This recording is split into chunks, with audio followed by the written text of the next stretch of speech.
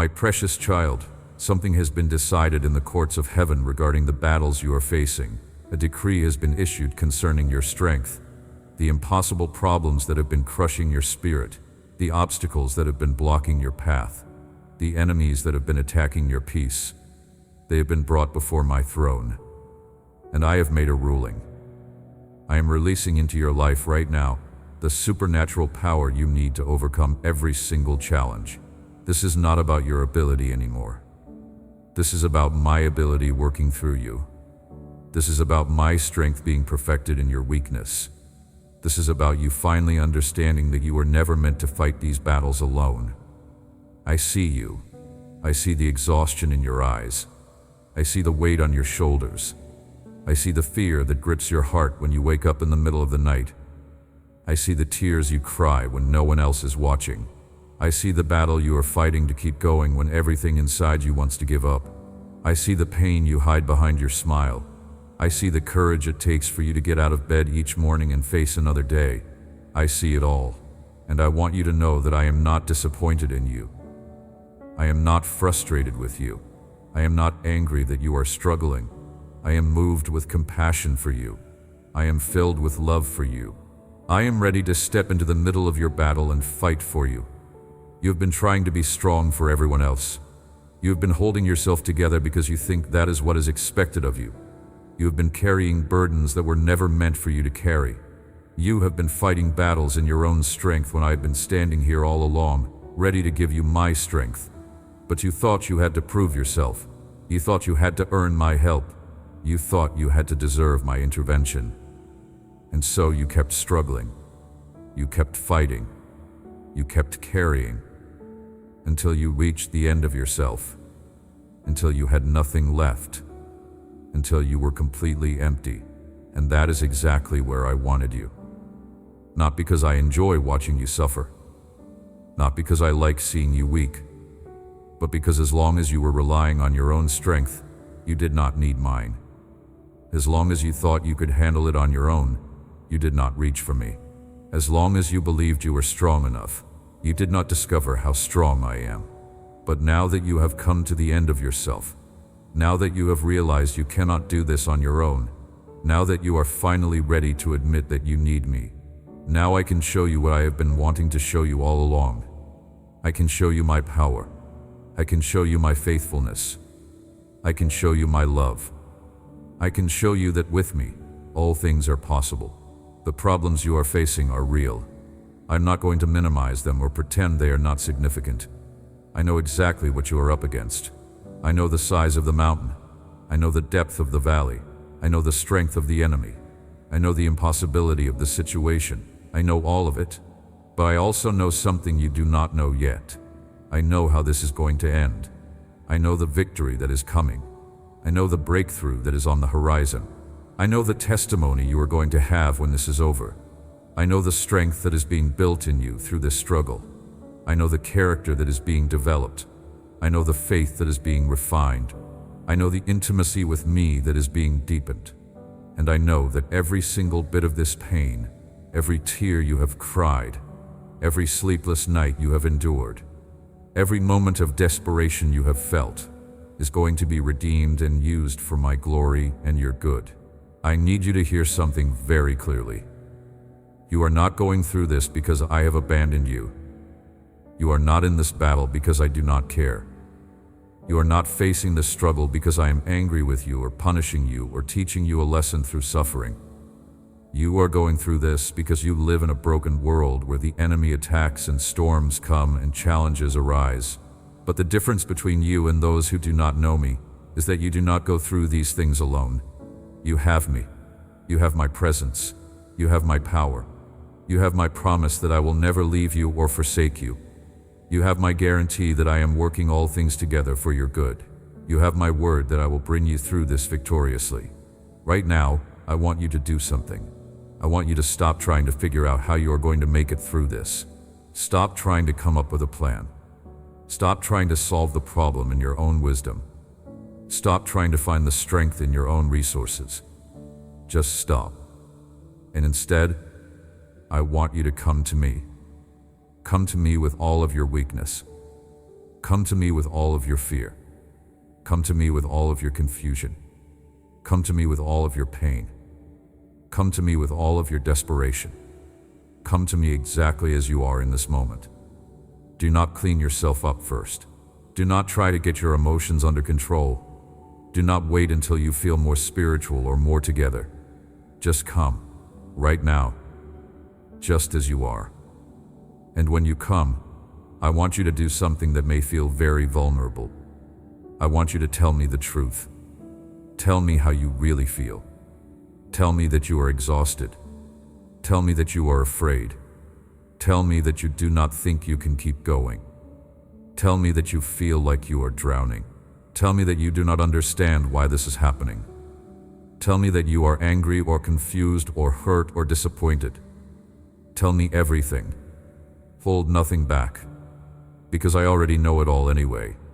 But I want to hear it from you.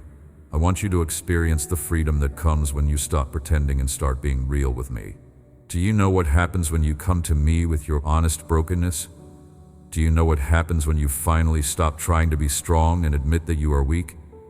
Do you know what happens when you let down all your walls and let me see the real you?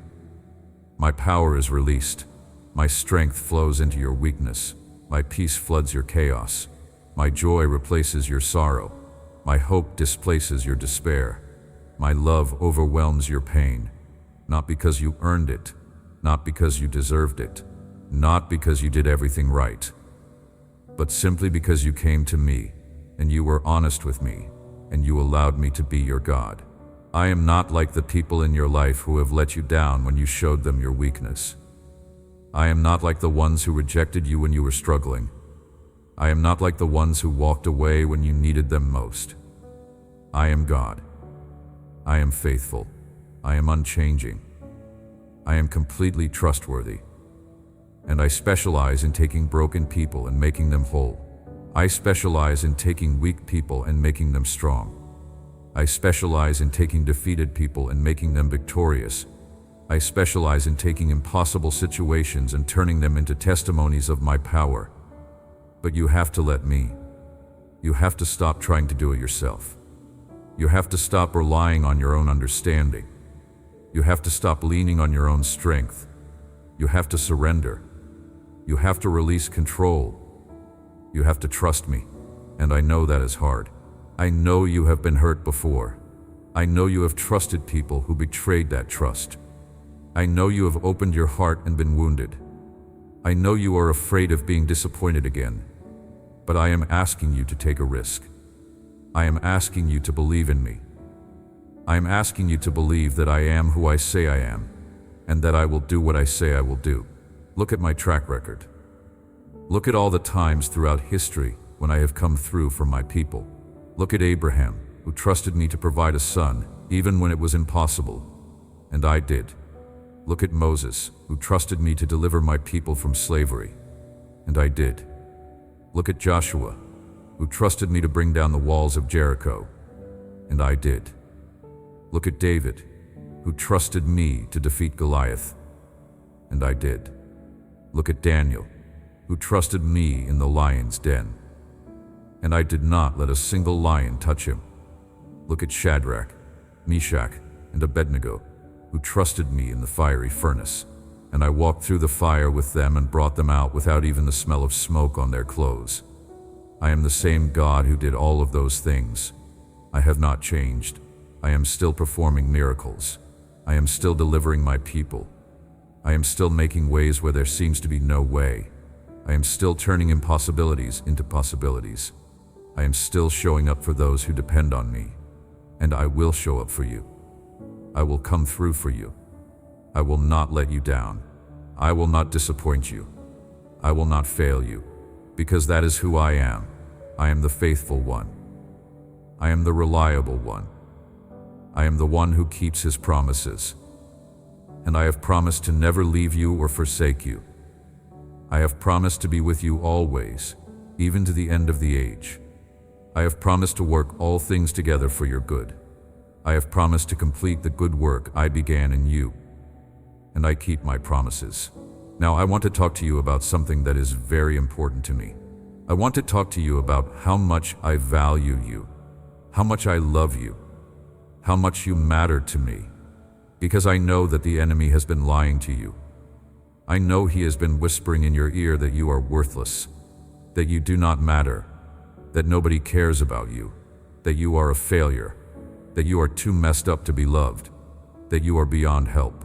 And I know that sometimes, in your weakest moments, you have believed those lies. You have let them sink in. You have let them shape the way you see yourself. But I am here to tell you the truth. And the truth is that those are lies from the pit of hell. They are not true. They have never been true. They will never be true. The truth is this: you are my beloved child. You are precious to me. You are valuable beyond measure. You are the apple of my eye. You are so important to me that I sent my only son to die for you. While you were still a sinner, while you were still lost, while you were still far from me, I loved you enough to give my life for you. That is how much you are worth to me. That is how valuable you are in my eyes.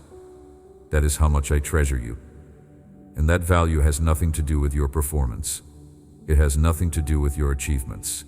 It has nothing to do with whether you are succeeding or failing, whether you are strong or weak, whether you are winning or losing. Your value is intrinsic.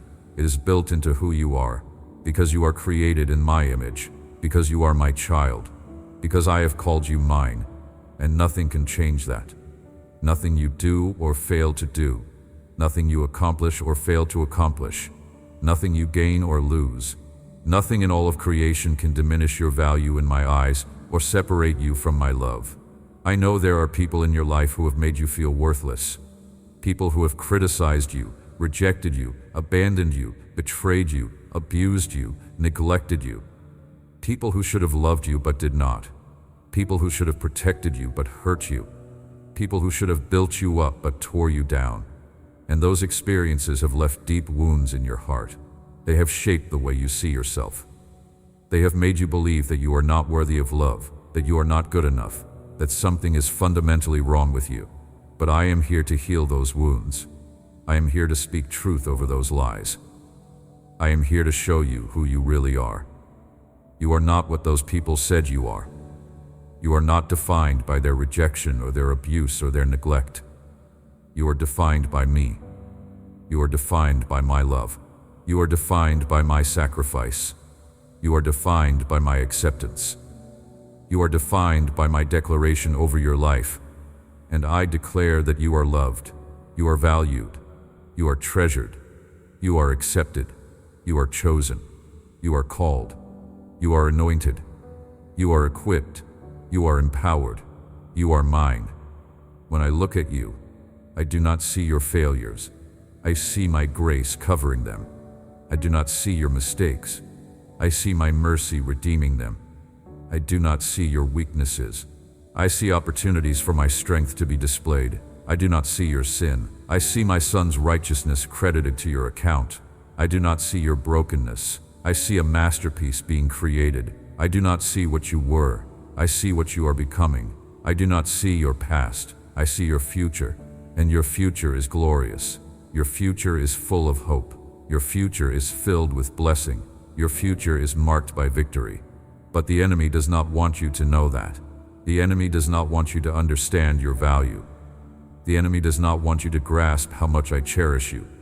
Because if you really understood how precious you are to me, if you really believed how much I treasure you, if you really grasped the depth and width and height and length of my love for you, you would become dangerous.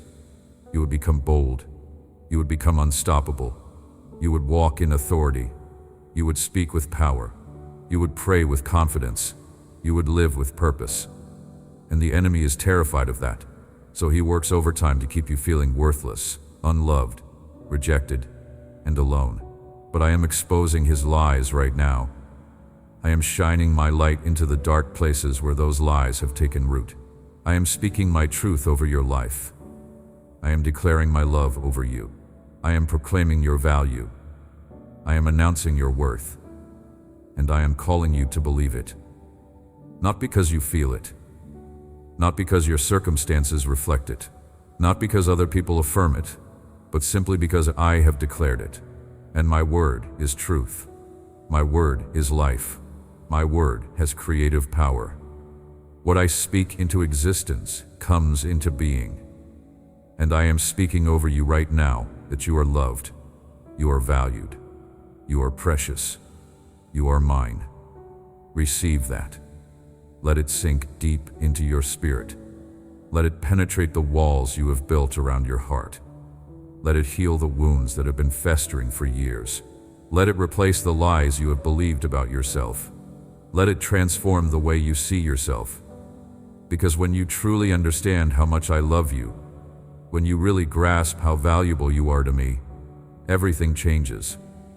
Your entire perspective shifts. Your battles look different. Your problems seem smaller. Your enemies lose their power to intimidate you. Because you know that you are loved by the God of the universe. You know that you are treasured by the King of Kings. You know that you are valued by the Creator of all things. And that knowledge gives you a confidence and a peace and a joy that nothing in this world can take away. Now let me tell you about the strength I am giving you. This is not ordinary strength. This is not human strength that comes and goes depending on how much sleep you got, or how well you ate, or how you are feeling on any given day. This is supernatural strength.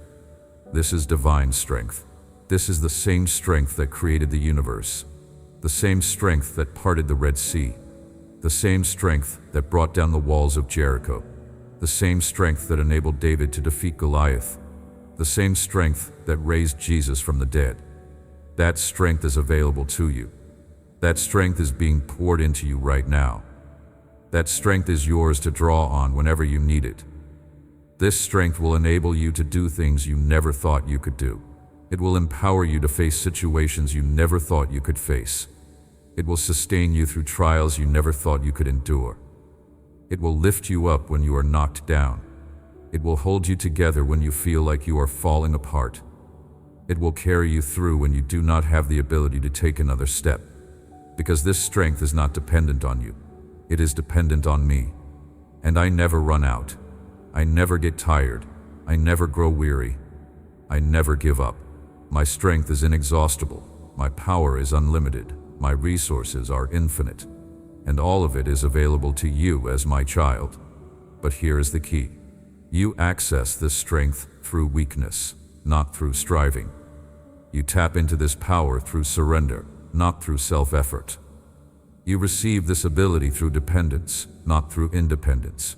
When you come to the end of yourself, when you finally stop trying to be strong enough on your own, when you admit that you are weak and you need me, that is when my strength flows most freely into your life. My power is made perfect in weakness. My strength is displayed most clearly when you have none of your own, because then it is obvious that the power is not coming from you. It is obvious that I am the one doing the work. It is obvious that I am the one bringing the victory. So stop seeing your weakness as a liability. Stop being ashamed of the fact that you are struggling. Stop hiding your need because you think it makes you look bad. Your weakness is an invitation for my strength. Your struggle is an opportunity for my power. Your inability is a platform for my ability. When you embrace your weakness instead of fighting it, when you surrender your control instead of clinging to it, when you admit your need instead of denying it, that is when you position yourself to experience my supernatural strength in ways you never have before. I want you to think about the Apostle Paul for a moment. He was one of the most powerful and effective servants I have ever had. He wrote much of the New Testament. He planted churches throughout the known world. He performed miracles. He endured incredible persecution. He was beaten, imprisoned, shipwrecked, stoned, and left for dead. Yet he kept going. Where did he get that kind of strength? How did he keep pressing forward when most people would have given up? He tells you himself. He had a thorn in his flesh, something that caused him great struggle. He begged me 3 times to remove it. And my response to him was this: my grace is sufficient for you, for my power is made perfect in weakness. And Paul's response? He said, therefore I will boast all the more gladly about my weaknesses, so that Christ's power may rest on me. That is why, for Christ's sake, I delight in weaknesses, in insults, in hardships, in persecutions, in difficulties. For when I am weak, then I am strong. Do you see what he discovered? He discovered the secret to supernatural strength. It is not about being strong in yourself. It is about being weak enough to depend on me. It is not about never struggling. It is about letting me be your strength in the middle of your struggle. It is not about having it all together. It is about falling apart and discovering that I am the one who holds all things together. Paul learned to delight in his weaknesses because they became the very thing that connected him to my power. And I want you to learn that same lesson. I want you to stop fighting your weakness and start embracing it as an opportunity to experience my strength. Every time you feel weak, I want you to remember that my power is available to you. Every time you feel like you cannot go on, I want you to draw on my strength. Every time you face something that is beyond your ability, I want you to rely on my ability. Because I am able. I am more than able. I am able to do immeasurably more than all you ask or imagine, according to my power that is at work within you. That power is real. That power is active. That power is available. And that power is yours as my child. Let me also talk to you about my word. My word is not just a book. It is not just ancient writings. It is not just historical accounts or moral teachings or wise sayings. My word is alive. My word is active. My word is powerful. My word is sharper than any double-edged sword. My word does not return to me empty, but accomplishes what I desire and achieves the purpose for which I sent it. When you read my word, you are not just reading words on a page. You are encountering my presence. You are receiving my truth. You are being transformed by my spirit. You are connecting with my heart. You are hearing my voice speak directly to your situation. My word has the power to strengthen you when you are weak. It has the power to encourage you when you are discouraged. It has the power to guide you when you are lost. It has the power to correct you when you are wrong. It has the power to protect you when you are under attack. It has the power to heal you when you are wounded. It has the power to deliver you when you are bound. It has the power to restore you when you are broken. It has the power to renew your mind, refresh your spirit, and revive your soul. When you are facing impossible situations, you need to speak my word over them. When you are battling fear, you need to declare my promises. When you are struggling with doubt, you need to remind yourself of my faithfulness. My word is your sword. My word is your shield. My word is your weapon in spiritual warfare. The enemy cannot stand against my word. Darkness cannot overcome my light. Lies cannot survive in the presence of my truth. When you stand on my word, when you believe my promises, when you declare my truth, you are standing on an unshakable foundation. You are building your life on solid rock, and no storm, no matter how fierce, can knock you down. I need you to make my word a priority in your life. I need you to read it, meditate on it, memorize it, speak it, believe it, apply it. Let it renew your mind. Let it shape your perspective. Let it guide your decisions. Let it fuel your faith. Let it strengthen your spirit.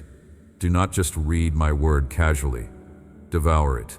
Let it become part of you. Let it get into your bones. Let it saturate your thinking. Because the more of my word you have inside you, the more strength you will have to face whatever comes against you. Think of my word as food for your spirit. Just as your physical body needs food to stay strong and healthy, your spirit needs my word to stay strong and healthy. If you go too long without eating, your physical body becomes weak. The same is true spiritually. If you go too long without feeding on my word, your spirit becomes weak. You lose your strength, you lose your peace, you lose your joy, you lose your hope, you become vulnerable to the enemy's attacks, you become susceptible to discouragement and doubt. You become overwhelmed by your circumstances. But when you feed regularly on my word, you stay strong. You stay grounded. You stay connected to me. You stay full of faith. You stay hopeful. You stay joyful. You stay peaceful. Even in the middle of storms. Even in the face of impossible odds. Even when everything around you is falling apart. Because you know what I have said. You know what I have promised. You know who I am. You know that my word is true, and that what I have spoken will come to pass. And that knowledge, that confidence, that assurance gives you a strength that enables you to stand firm when others are falling. It enables you to keep going when others are giving up. It enables you to remain faithful when others are walking away. I also want you to understand the role that my angels play in your life. You cannot see them with your natural eyes, but they are there. I have assigned angels to watch over you, to protect you, to minister to you. These are powerful beings. They are warriors of heaven. They are messengers of my will. They are executors of my purposes, and they are at work in your life right now, whether you are aware of it or not. They are fighting battles in the spiritual realm that you do not even know about. They are blocking attacks that the enemy has launched against you. They are closing doors that would lead you into danger. They are opening doors that lead to blessing. They are arranging circumstances in your favor. They are moving people into position to help you. They are removing obstacles from your path. They are guarding you while you sleep. They are protecting you as you go about your day. They are surrounding you with a wall of divine protection that the enemy cannot penetrate. Do you remember what I told my disciples? I told them that I could call on my Father, and He would at once put at my disposal more than 12 legions of angels. Do you know how many angels that is? A legion was a Roman military unit of about 6,000 soldiers. 12 legions would be 72,000 angels. And I said I could call on even more than that if I wanted. That is the kind of heavenly backup that is available. And if I had that kind of angelic support available to me, how much more is available to you as my beloved child? You are not fighting your battles alone. You have an entire army of heaven fighting with you and for you. You have angelic warriors who are more powerful than any demonic force the enemy can send against you. You have divine protection that is constantly at work, even when you are not aware of it. And all of this is happening because my affection for you is unending, because I have chosen you, because I have promised to never leave you or forsake you, because I am committed to bringing you safely through every trial and into the fullness of the destiny I have prepared for you. Now I want to talk to you about something that I know has been heavy on your heart. I want to talk to you about your sins, your failures, your mistakes. I know the guilt you carry. I know the shame that weighs you down. I know the condemnation you feel. I know how many times you have replayed your failures in your mind. I know how often the enemy reminds you of what you have done wrong. I know how hard it is for you to forgive yourself. I know you wonder how I could possibly love you after all you have done. I know you question whether you are really forgiven or whether you are just fooling yourself. So let me be very clear with you. Let me speak truth to you that will set you free if you will receive it. Your sins are forgiven. All of them. Not some of them. Not just the little ones. All of them. Every single one. Past, present, and future. I took them all to the cross. I paid for them all with my blood. I removed them all as far as the east is from the west. I cast them all into the depths of the sea. I remember them no more. Not because I have a bad memory, but because I have chosen to forgive you completely and to never hold your sins against you. That is the power of the cross. That is what my sacrifice accomplished. I did not die just to give you a chance to be forgiven if you can be good enough. I died to purchase your complete and total forgiveness. It is finished. It is done. It is complete. There is nothing left for you to do to earn your forgiveness. There is nothing left for you to do to deserve my love. You simply receive it. You simply believe it. You simply rest in it. But the enemy does not want you to live in that freedom. He wants to keep you bound by guilt and shame. He wants to keep you feeling condemned. He wants to keep reminding you of your past. He wants to keep you focused on your failures instead of on my faithfulness. He wants to keep you living in the shadow of what you used to be instead of stepping into the light of who you are becoming. And unfortunately, many of my children listen to his lies instead of to my truth. They live under a cloud of condemnation when I have declared that there is no condemnation for those who are in me. I need you to understand something. When I forgave you completely. I did not forgive you partially. I did not forgive you conditionally. I did not forgive you provisionally with the option to take it back if you mess up again. I forgave you fully, freely, completely, eternally. And that forgiveness is not dependent on your performance. It is dependent on my grace. It is not based on your worthiness. It is based on my mercy. It is not contingent on you being perfect. It is secured by my perfect sacrifice on your behalf. Yes, you will fail again. Yes, you will make mistakes again. Yes, you will sin again. Because you are human. Because you live in a fallen world. Because you are still in the process of being transformed. But every time you fail, every time you mess up, every time you sin, I am here.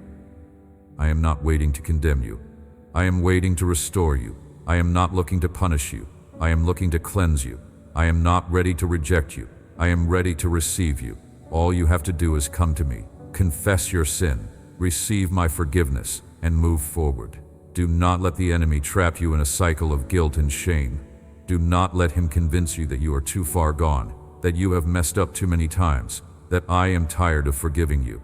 Those are lies. I never get tired of forgiving you. My mercies are new every morning. My grace is sufficient for you. My love never fails. No matter how many times you fall, I will pick you up. No matter how many times you fail, I will forgive you. No matter how many times you wander away, I will welcome you back. Do you remember the story of the prodigal son? He took his inheritance, left his father's house, and wasted everything on wild living.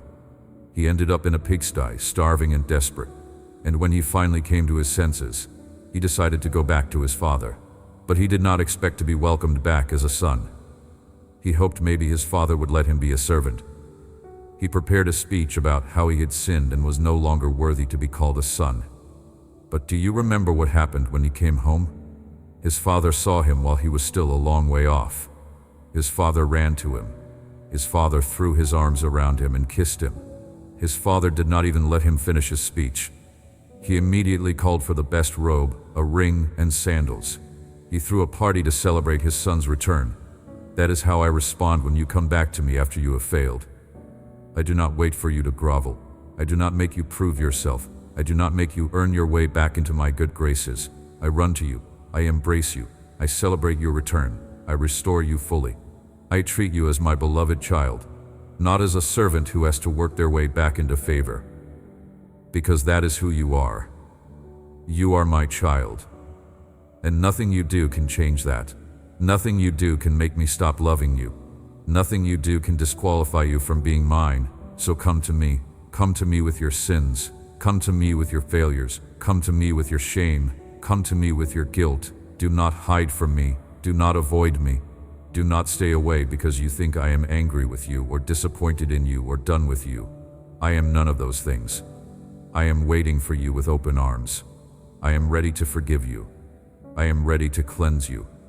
I am ready to restore you. I am ready to embrace you.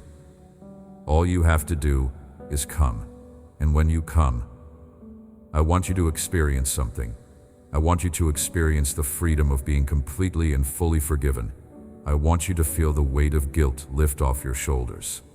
I want you to sense the chains of shame fall away.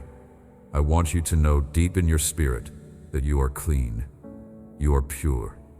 You are righteous in my sight. Not because of anything you have done, but because of what I have done for you. Not because you deserve it, but because I love you. Not because you earned it, but because my grace is a gift.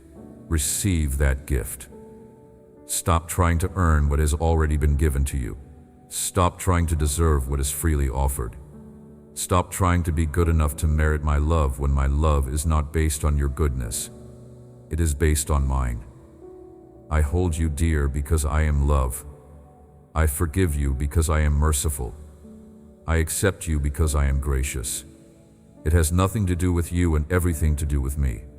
And once you understand that, once you really grasp it, it will change your life. You will stop living in fear of messing up. You will stop being paralyzed by the thought of failure. You will stop being controlled by guilt and shame. Instead, you will live in freedom. You will live in confidence. You will live in joy. Not because you are perfect, but because you know you are loved anyway. Not because you never fail, but because you know failure does not define you. Not because you never sin, but because you know my grace is greater than your sin. And that freedom will give you a strength and a boldness and a joy that will be undeniable. Let me tell you something else. I am not just your savior. I am your friend. I know that might sound strange to you. I know you think of me as God, as Lord, as King, as Master. And I am all of those things. But I am also your friend. I want to have a relationship with you that is personal and intimate. I want you to feel comfortable talking to me. I want you to share your heart with me. I want you to tell me about your day, your struggles, your joys, your fears, your dreams. I want to be involved in every aspect of your life, not just the spiritual parts. I want to hear about the ordinary things. I want to hear about your work, your family, your hobbies, your interests. I want to hear about what made you laugh today and what made you cry. I want to hear about the conversation you had with your friend and the conflict you had with your coworker. I want to hear about the decision you are trying to make and the problem you are trying to solve.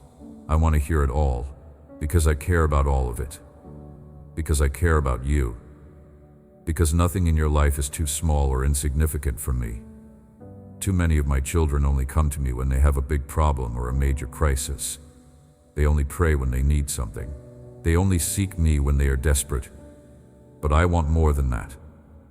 I want a daily, ongoing, intimate friendship with you.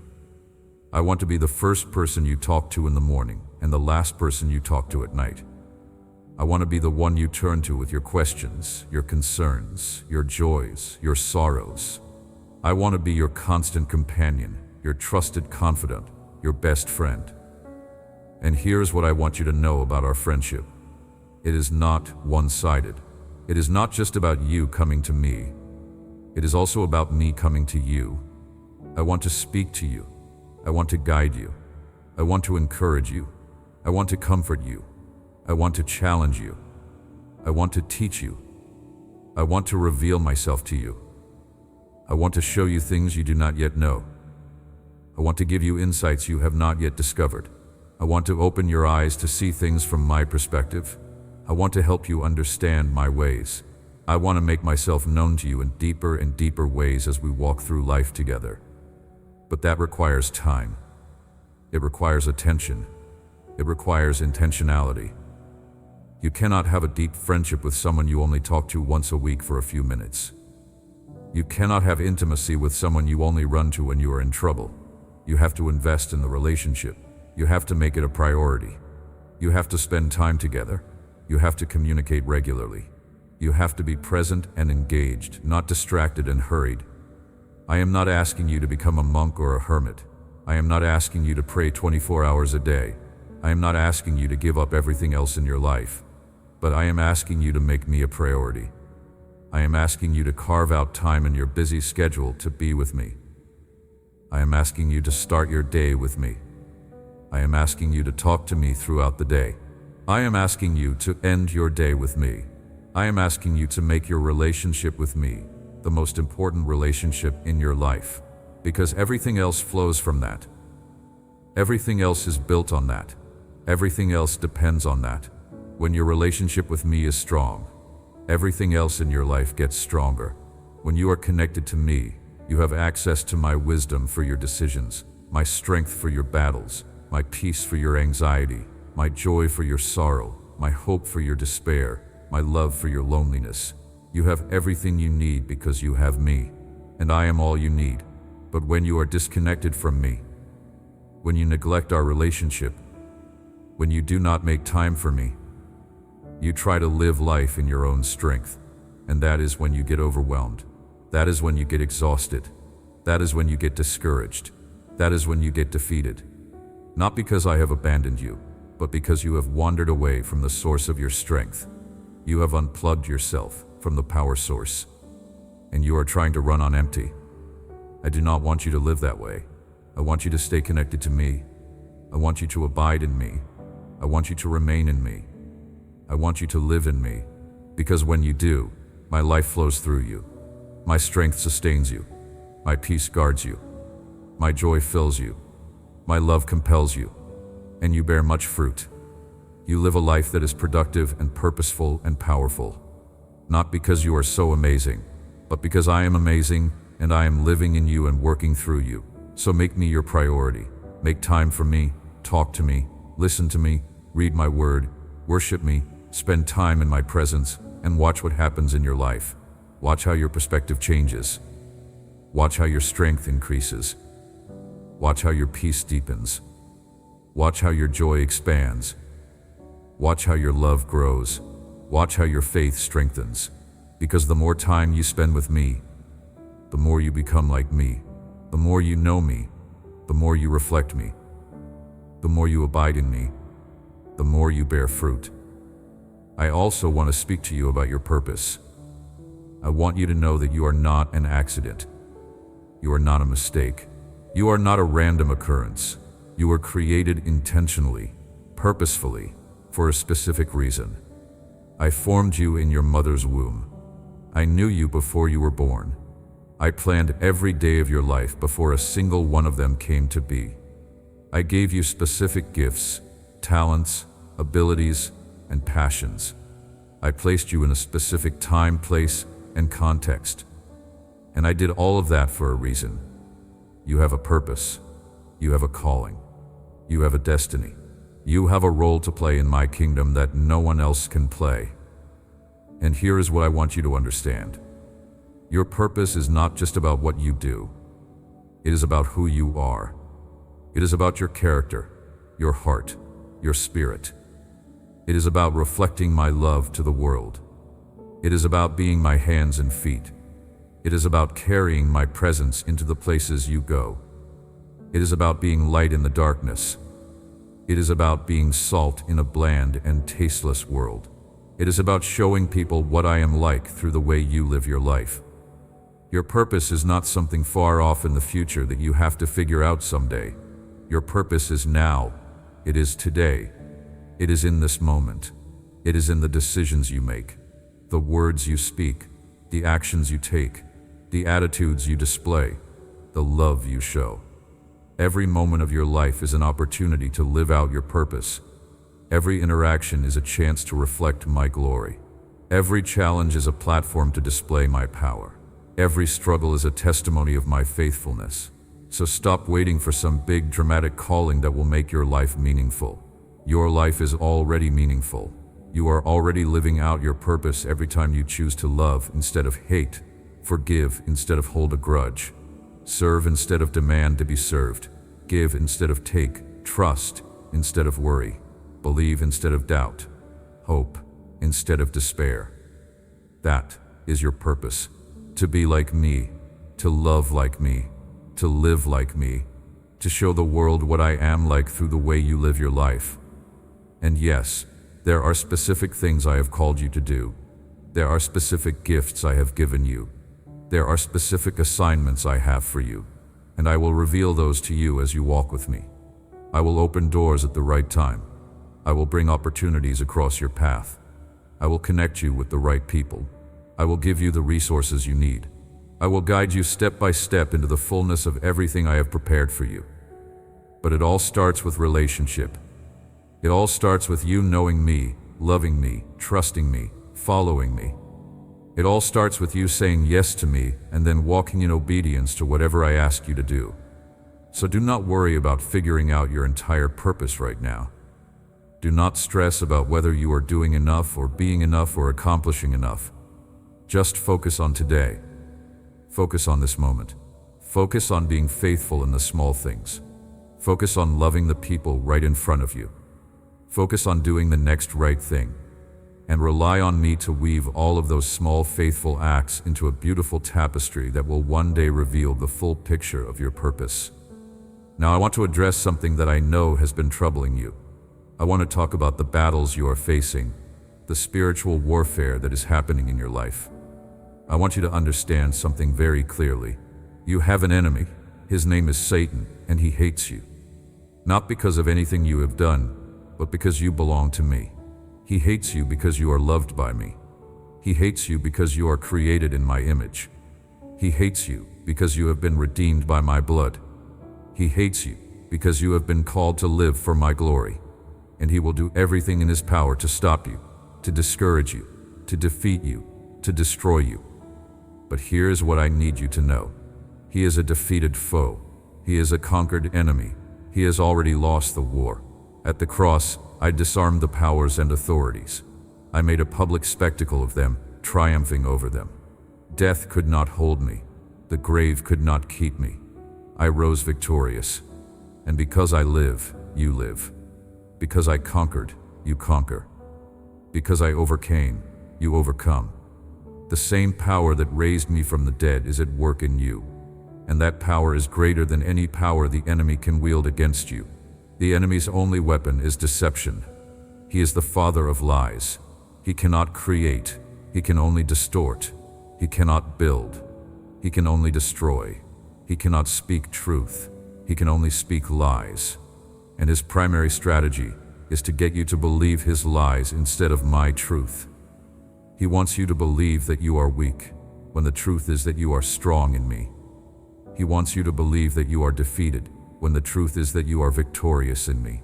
He wants you to believe that you are alone, when the truth is that I am always with you. He wants you to believe that you are unloved, when the truth is that you are deeply loved by me.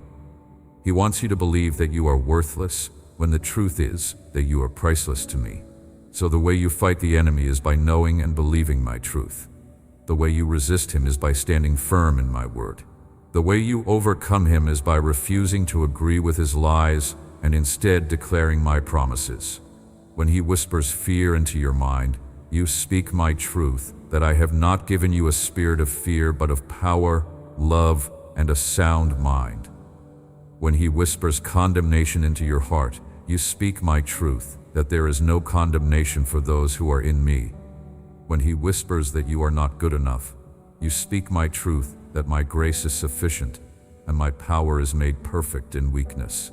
When he whispers that you are going to fail, you speak my truth, that I am faithful, and I will complete the good work I began in you. You have to learn to recognize the enemy's voice. You have to learn to distinguish between his lies and my truth. And here is how you do that. My voice brings life, peace, hope, encouragement, conviction, but never condemnation. The enemy's voice brings death, anxiety, despair, discouragement, condemnation, and shame. My voice draws you closer to me. The enemy's voice pushes you away from me. My voice builds you up. The enemy's voice tears you down. My voice gives you hope for the future. The enemy's voice keeps you trapped in the past. My voice speaks truth even when it is hard to hear. The enemy's voice speaks lies even when they sound appealing. So pay attention to the voices you are listening to. Pay attention to the thoughts that go through your mind. Pay attention to the feelings that rise up in your heart. And ask yourself, is this from God or is this from the enemy? Is this truth or is this a lie? Is this leading me toward God or away from him? And when you recognize the enemy's voice, reject it immediately. Do not entertain it. Do not argue with it. Do not try to reason with it. Just reject it and replace it with my truth. Speak my word out loud. Declare my promises. Sing worship songs. Pray in the Spirit. Fill your mind and heart with my truth, so there is no room for the enemy's lies. And remember, you are not fighting this battle alone. I am fighting with you and for you. My angels are at war on your behalf. My Holy Spirit is inside you, giving you the power to resist. My word is your sword. My armor is your protection. My name is your authority. When you stand in my name, when you speak my word, when you pray in my power, the enemy has to flee. He cannot stand against my truth. He cannot overcome my power. He cannot defeat my purposes. So do not be afraid of the enemy. Yes, he is real. Yes, he is active. Yes, he is attacking. But he is no match for me. And since I live in you, he is no match for you either. Greater is he who is in you than he who is in the world. You are on the winning side. You are part of the victorious army. You belong to the conquering king. and nothing the enemy throws at you will ultimately succeed. He may cause you trouble. He may create obstacles. He may attack you, but he cannot destroy you. He cannot steal your salvation. He cannot separate you from my love. He cannot prevent my purposes from being fulfilled in your life. So stand firm. Put on the full armor of God. Take up the shield of faith. Wield the sword of the Spirit, which is my word. Pray without ceasing. Walk in my authority. Speak with my power. Live in my victory. And watch the enemy flee before you. Watch his strongholds crumble. Watch his lies exposed. Watch his schemes fail. Because you are mine, and I protect what belongs to me. I want to speak to you now about patience and perseverance. I know you are tired of waiting. I know you have been praying for breakthrough, and it seems like it is taking forever. I know you have been believing for miracles and you are wondering when they are going to happen. I know you have been trusting me for provision, for healing, for restoration, for vindication, and you are getting discouraged because you do not see it happening. I know you are tempted to give up, to quit believing, to stop hoping, to walk away. But I am asking you not to give up. I am asking you to hold on just a little longer. I am asking you to keep believing even when you cannot see. I am asking you to keep trusting even when you do not understand. I am asking you to keep hoping even when circumstances look hopeless. Because I am working, I am moving, I am fighting for you. I am arranging things in your favor. I am orchestrating circumstances. I am positioning people. I am releasing resources. I am preparing the way. And it is all happening even though you cannot see it yet. My timing is not your timing. My ways are not your ways. What seems like delay to you is actually divine timing to me. I am not slow as some understand slowness. I am patient, not wanting anyone to perish, but everyone to come to repentance. I am working all things together for good for those who love me and are called according to my purpose. And sometimes that means waiting. Sometimes that means enduring. Sometimes that means persevering through seasons that are difficult and painful and confusing. But here is what I want you to know. The waiting is not wasted. The delay is not meaningless. The season of struggle is not pointless. I am doing something in you during this time that I could not do any other way. I am developing character in you. I am deepening your faith. I am strengthening your trust. I am teaching you to depend on me. I am showing you that I am enough even when nothing else comes through. I am proving to you that my grace is sufficient even when the answer seems delayed. I am building in you a foundation that will support everything I am about to release into your life. Think about it. If I gave you everything you asked for the moment you asked for it, you would never develop patience. If I removed every obstacle the moment you faced it, you would never develop perseverance. If I answered every prayer immediately, you would never develop faith. If I revealed every plan up front, you would never learn to trust. If I made everything easy, you would never develop strength.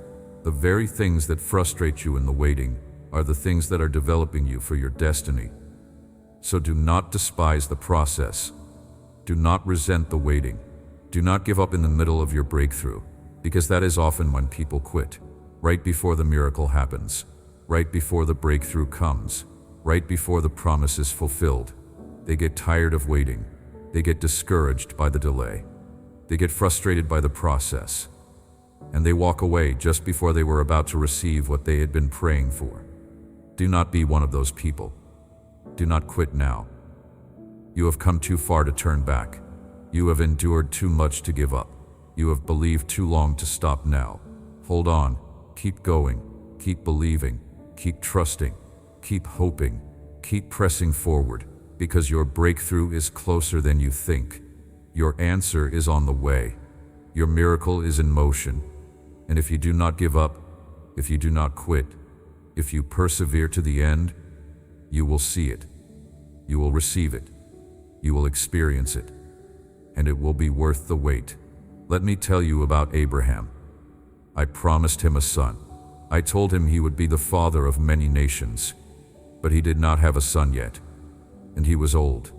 His wife was old. Humanly speaking, it was impossible. But I promised. So Abraham believed, and he waited, and he waited, and he waited. It took 25 years from the time I made the promise until the time Isaac was born. 25 years of waiting, 25 years of trusting, 25 years of believing. Can you imagine? How many times do you think he was tempted to give up? How many times do you think he wondered if he had heard me correctly? How many times do you think he questioned whether it was really going to happen? But he kept believing. He kept trusting. He kept hoping. And eventually, at just the right time, in my perfect timing, Isaac was born. The promise was fulfilled.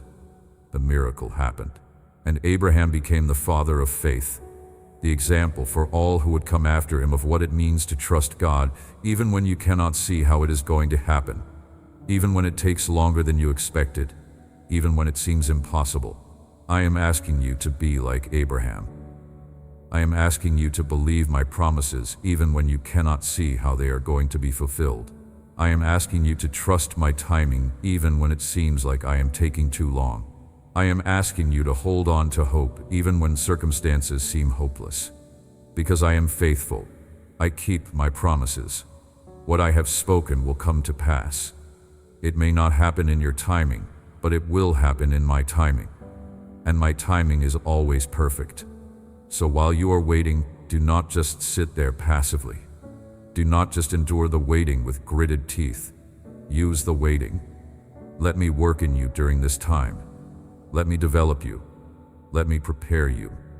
Let me teach you. Let me show you things about myself that you would never learn if you were not in this season. Let me show you things about yourself that you would never discover if everything was easy. Let me build something in you that will last for eternity. Because that is what I am doing. I am not just giving you temporary blessings.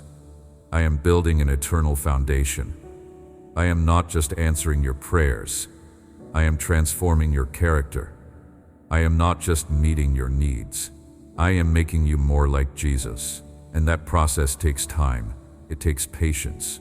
It takes perseverance. It takes faith. It takes trust. It takes hope. It takes all of those things that are being developed in you during this season of waiting. So embrace the process, trust the timing, believe the promise, and keep moving forward. Because your breakthrough is coming. Your miracle is on the way. Your victory is assured. And when it comes, when you finally receive what you have been waiting for, you are going to look back on this season and thank me for every moment of it. You are going to see how I used it all, how I worked through it all, how I redeemed it all, and you are going to praise me for my faithfulness. Now hear my heart for you as I bring this message to a close. You are my beloved child. You are the one I think about constantly. You are the one I sing over. You are the one I delight in. You are precious to me. You are valuable to me. You are important to me. And I am not giving up on you. I am not walking away from you. I am not abandoning you. I am with you. I am for you. I am in you. I am working through you. And I am bringing you into everything I have promised you. The battles you are facing are temporary. The pain you are feeling is temporary. The struggle you are enduring is temporary. But my love for you is eternal. My commitment to you is eternal. My promises to you are eternal. My purposes for you are eternal. And I am going to see them through to completion. I am going to finish what I started. I am going to bring to pass everything I have spoken over your life. I am going to fulfill every promise. I am going to accomplish every purpose. I am going to complete every plan. So do not lose heart. Do not grow weary. Do not give up. Keep believing. Keep trusting. Keep hoping. Keep pressing forward. Keep fighting the good fight of faith. Keep running the race that is set before you. Keep fixing your eyes on me, the author and perfecter of your faith. Because I am faithful. I am true. I am trustworthy. I am able. I am willing. I am ready. I am here. And I am never leaving. You are strong because I am your strength. You are victorious because I am your victory. You are loved because I chose to love you. You are valuable because I say you are valuable. You are mine because I claimed you as my own, and nothing will ever change that. Nothing will ever separate you from my love. Nothing will ever disqualify you from my purposes. Nothing will ever remove you from my hand. So stand up, lift up your head, square your shoulders, take a deep breath, and start walking forward in the confidence of knowing that my presence surrounds you. I am giving you the strength to fight every battle. I am giving you the courage to face every fear. I am giving you the wisdom to make every decision. I am giving you the peace to weather every storm. I am giving you the hope to endure every trial. I am giving you the joy to celebrate every victory. I am giving you the love to overcome every obstacle. I am giving you everything you need for everything you will face. Because I am your God. I am your Father. I am your friend. I am your everything. And I will never let you down. There is something else I need you to understand about the journey you are on. This season you are walking through right now, as difficult as it is preparing you for something greater than you can imagine. I know it does not feel that way. I know it feels like you are just barely surviving, like you are being crushed under the weight of everything you are carrying. But I am using this pressure to transform you into something stronger, something more beautiful, something more powerful than you were before. Think about a diamond. It starts as coal, buried deep underground, subjected to intense heat and pressure for thousands of years. And that process, that intense pressure, is what transforms ordinary carbon into one of the most valuable substances on Earth. That is what I am doing in your life right now. I am taking the pressure, the heat, the difficulty, and I am using it to transform you into something precious. You may feel like you are buried. You may feel like the pressure is unbearable. You may feel like you cannot take much more. But trust me, I know exactly how much pressure you can handle. I know exactly how hot the fire needs to be. I know exactly how long this process needs to last. And I will not take you through one more moment of difficulty than is necessary to accomplish my purpose in you. I am not cruel. I am not careless. I am not reckless with your heart. I am a loving Father who is carefully, intentionally, purposefully crafting you into the person I created you to be. And here is something else you need to know. This process is not just for you. Yes, it is transforming you. Yes, it is developing you. Yes, it is preparing you. But it is also preparing you to help others. Your testimony is going to give hope to someone who is going through exactly what you are going through right now. Your story is going to encourage someone who feels like giving up. Your victory is going to inspire someone who is struggling to believe that victory is possible. You are not going through this just for yourself. You are going through this for all the people whose lives you are going to touch with your testimony. So when you feel like giving up, remember that. Remember that someone else needs to hear your story. Remember that someone else needs to know that it is possible to overcome. Remember that someone else needs to see that I am faithful, that I am real, that I do what I say I will do. Your life is not just about you. Your story is not just for you. Your victory is not just for you. It is for everyone who will be blessed by your testimony. And that thought should strengthen you. That thought should encourage you. That thought should motivate you to keep going, to keep believing, to keep trusting, to keep fighting. Because you are not just fighting for yourself. You are fighting for everyone who will benefit from your victory. Let me take you deeper into what it means to have me as your strength.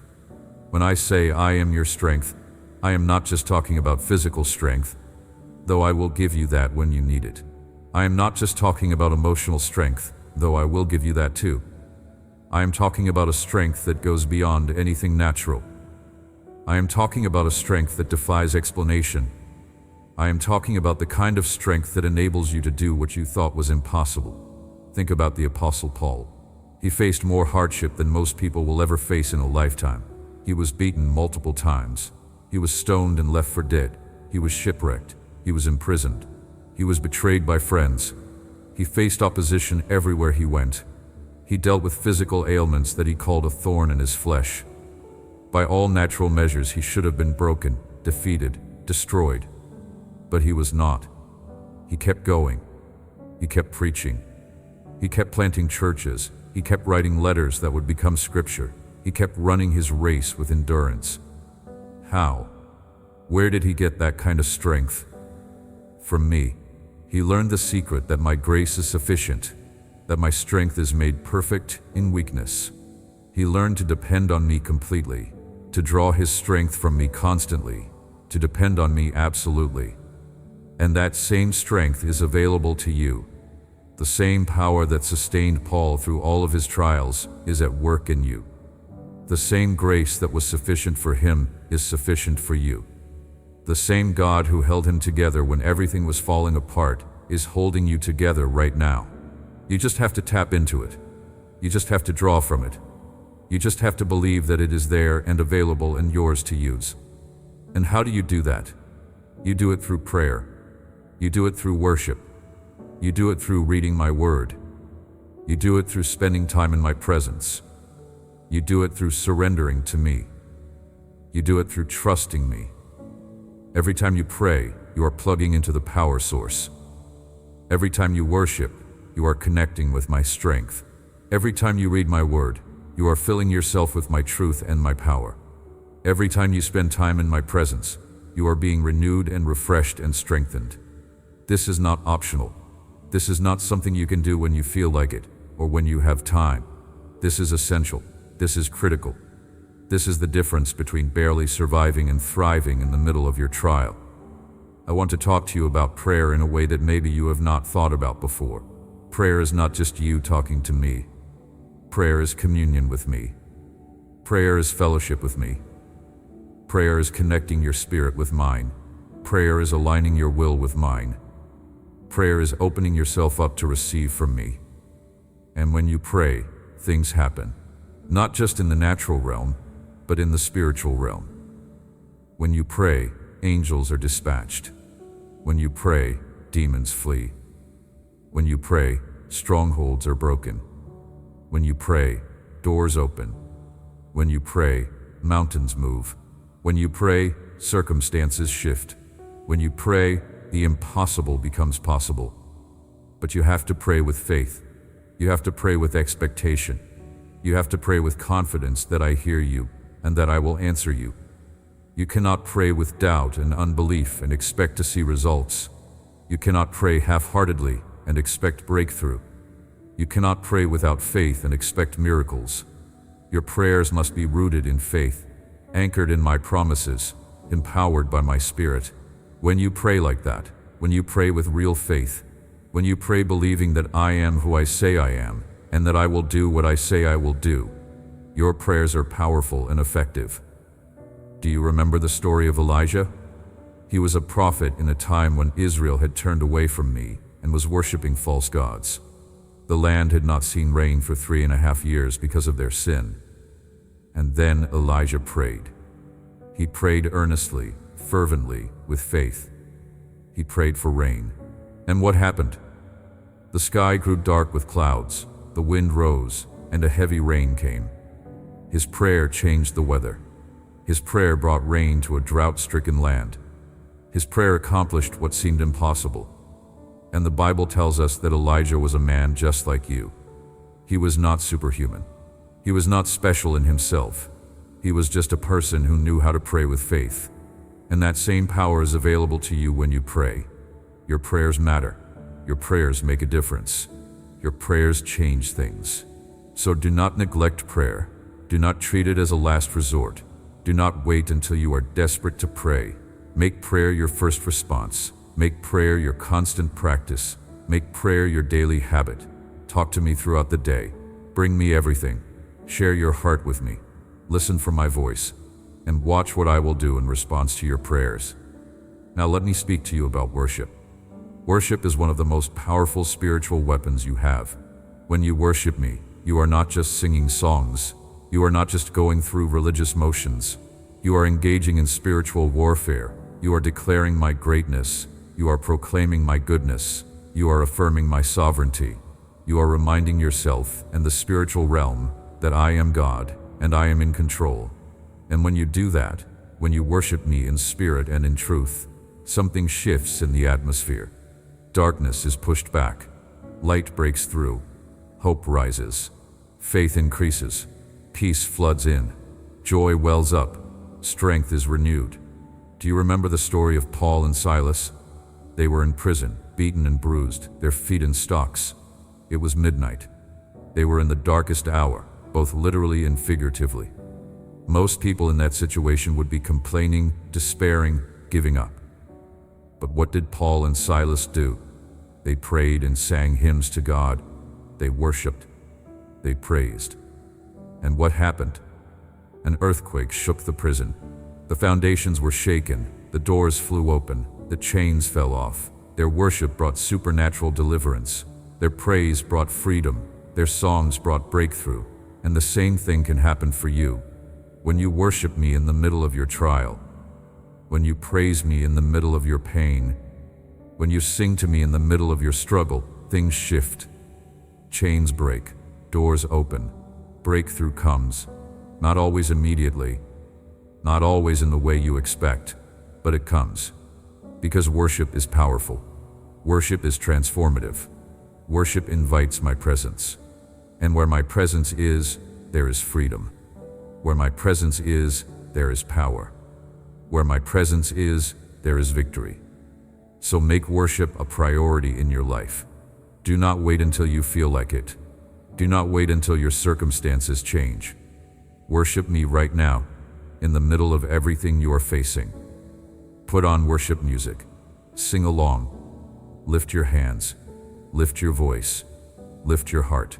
Let the words of worship fill your mind and heart, and push out the worry and fear and doubt.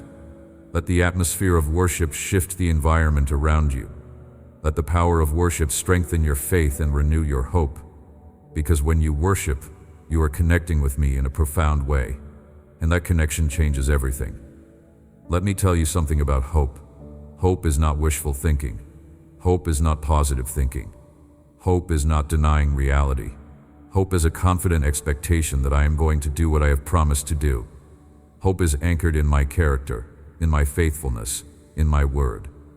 Hope is the assurance that no matter what things look like right now, I am working and I am going to bring about a good outcome. Hope is what keeps you going when everything else says to give up. Hope is what sustains you when your circumstances are screaming that there is no way forward. Hope is what enables you to keep believing when all the evidence suggests you should stop. And I want you to have hope. I want you to be filled with hope. I want hope to rise up in your spirit right now and push out the despair that has been weighing you down. Because there is hope for you. There is hope for your situation. There is hope for your future. Not because of what you can do, but because of what I can do. Not because of your ability, but because of my ability. Not because you are so strong, but because I am so faithful. Your hope is not in yourself. Your hope is in me. And I will not disappoint you. I will not let you down. I will not fail you. Think about Noah. He lived in a time when the whole world was corrupt. Violence and wickedness were everywhere. And I told him I was going to send a flood to destroy everything. But I also told him to build an ark, and that I would save him and his family. So Noah built. For 100 years he built. Can you imagine? For 100 years he worked on this massive boat in the middle of dry land. People must have thought he was crazy. They must have mocked him. They must have ridiculed him. But Noah kept building. Why? Because he had hope. He had faith in my word. He believed that I would do what I said I would do. And eventually, after 100 years of building and hoping and trusting, the rain came. The flood came, and Noah and his family were saved, just as I had promised. Noah's hope was not in his circumstances. His circumstances looked ridiculous. His hope was not in what other people thought. They thought he was insane. His hope was in me. He believed my word. He trusted my promise. And that hope sustained him through 100 years of building and waiting. And in the end, his hope was rewarded. His faith was vindicated. His trust was proven right. The same will be true for you. If you will anchor your hope in me, if you will trust my word, If you will believe my promises, you will not be disappointed. It may take longer than you want. It may look different than you expect. But I will come through. I always do. Let me also speak to you about joy. I know that joy seems like a far-off concept right now. I know that when you are in pain, when you are struggling, when you are barely holding on, joy feels impossible. But I want to teach you something about joy. Joy is not the same as happiness. Happiness depends on circumstances. Happiness comes and goes based on what is happening around you. But joy is different. Joy is a deep sense of well-being that comes from knowing me, from being connected to me, from trusting me. Joy is not dependent on circumstances. Joy can exist even in the middle of sorrow. Joy can be present even in the middle of pain. Because joy is rooted not in what is happening to you, but in who I am and who you are in me. The Bible says that the joy of the Lord is your strength. Do you understand what that means? It means that joy is not just an emotion. Joy is a source of power. Joy is a weapon. Joy is what enables you to stand firm when everything else is trying to knock you down. Joy is what gives you the energy to keep going when you are exhausted. Joy is what lifts your spirit when despair is trying to crush you. And where does this joy come from? It comes from me. It comes from my presence. It comes from knowing that I stand beside you, that I love you, that I'm working all things together for your good, that I'm bringing you through this victoriously. Nehemiah understood this. When the people of Israel were rebuilding the walls of Jerusalem, they faced constant opposition. They faced mockery, threats, attacks. It was exhausting. It was discouraging. It would have been easy to give up. But Nehemiah told them, "Do not be grieved, for the joy of the Lord is your strength." He understood that their strength to continue, their ability to persevere, their power to overcome, came not from their own determination, but from the joy that came from knowing me and trusting me. And that joy sustained them through the rebuilding process. That joy gave them the strength to complete the work despite all the opposition. And I am offering you that same joy right now. I am inviting you to experience joy even in the middle of your trial. Not a fake joy, not a forced joy, not a pretend joy, but a real, deep, supernatural joy that comes from my presence. A joy that does not deny your pain but transcends it. A joy that does not ignore your circumstances but rises above them. A joy that is rooted in the unshakable truth that I am God, I am good, I am faithful, and I am working everything out for your benefit. How do you access this joy? You access it by choosing to focus on me instead of on your problems. You access it by remembering my goodness instead of dwelling on your difficulties. You access it by praising me for who I am instead of complaining about what you are going through. You access it by being grateful for what you have instead of being resentful about what you lack. You access it by spending time in my presence, where there is fullness of joy. It is a choice. It is a decision. It is an act of faith. But when you make that choice, when you decide to pursue joy even in the middle of your pain, I will meet you there.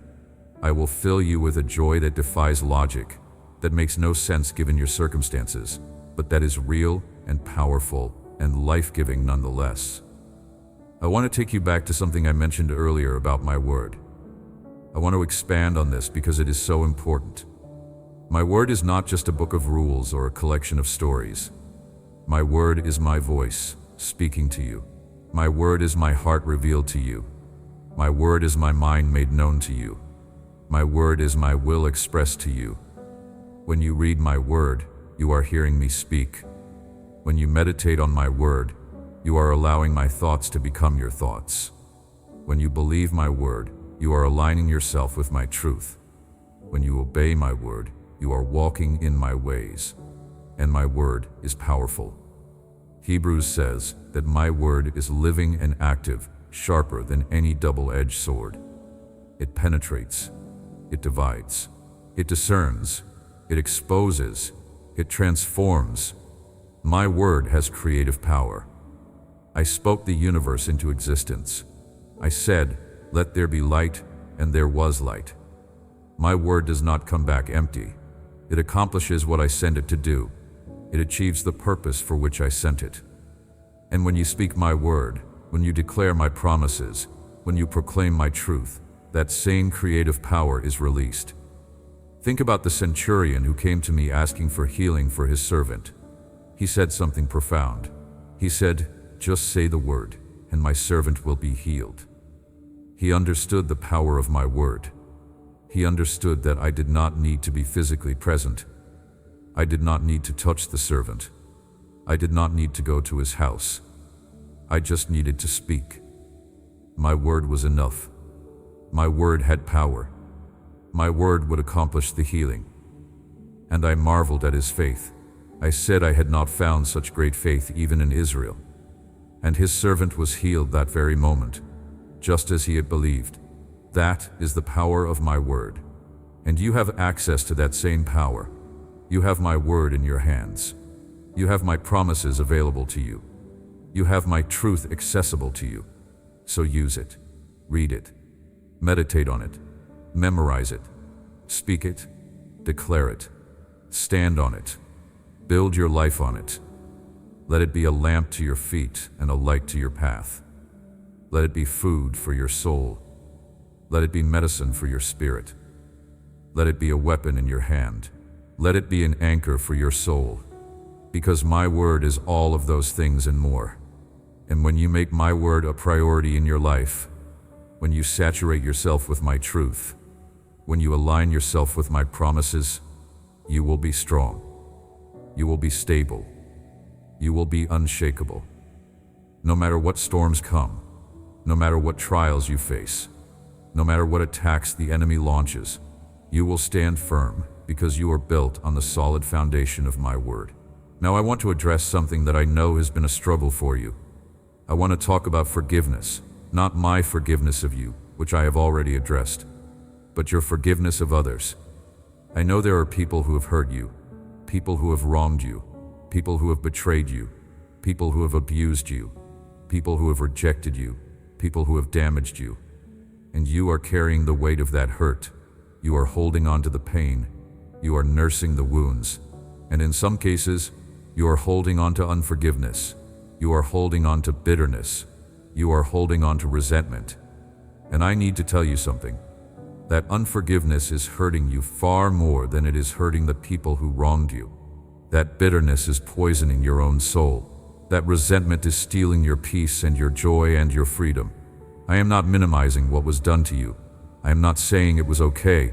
I am not saying it did not matter. What was done to you was wrong. It was hurtful. It was damaging. And I see it. I know it. I feel your pain. I grieve over what you have suffered. But I am telling you that holding on to unforgiveness is not the answer. Refusing to forgive is not protecting you. It is imprisoning you. It is keeping you bound to your past.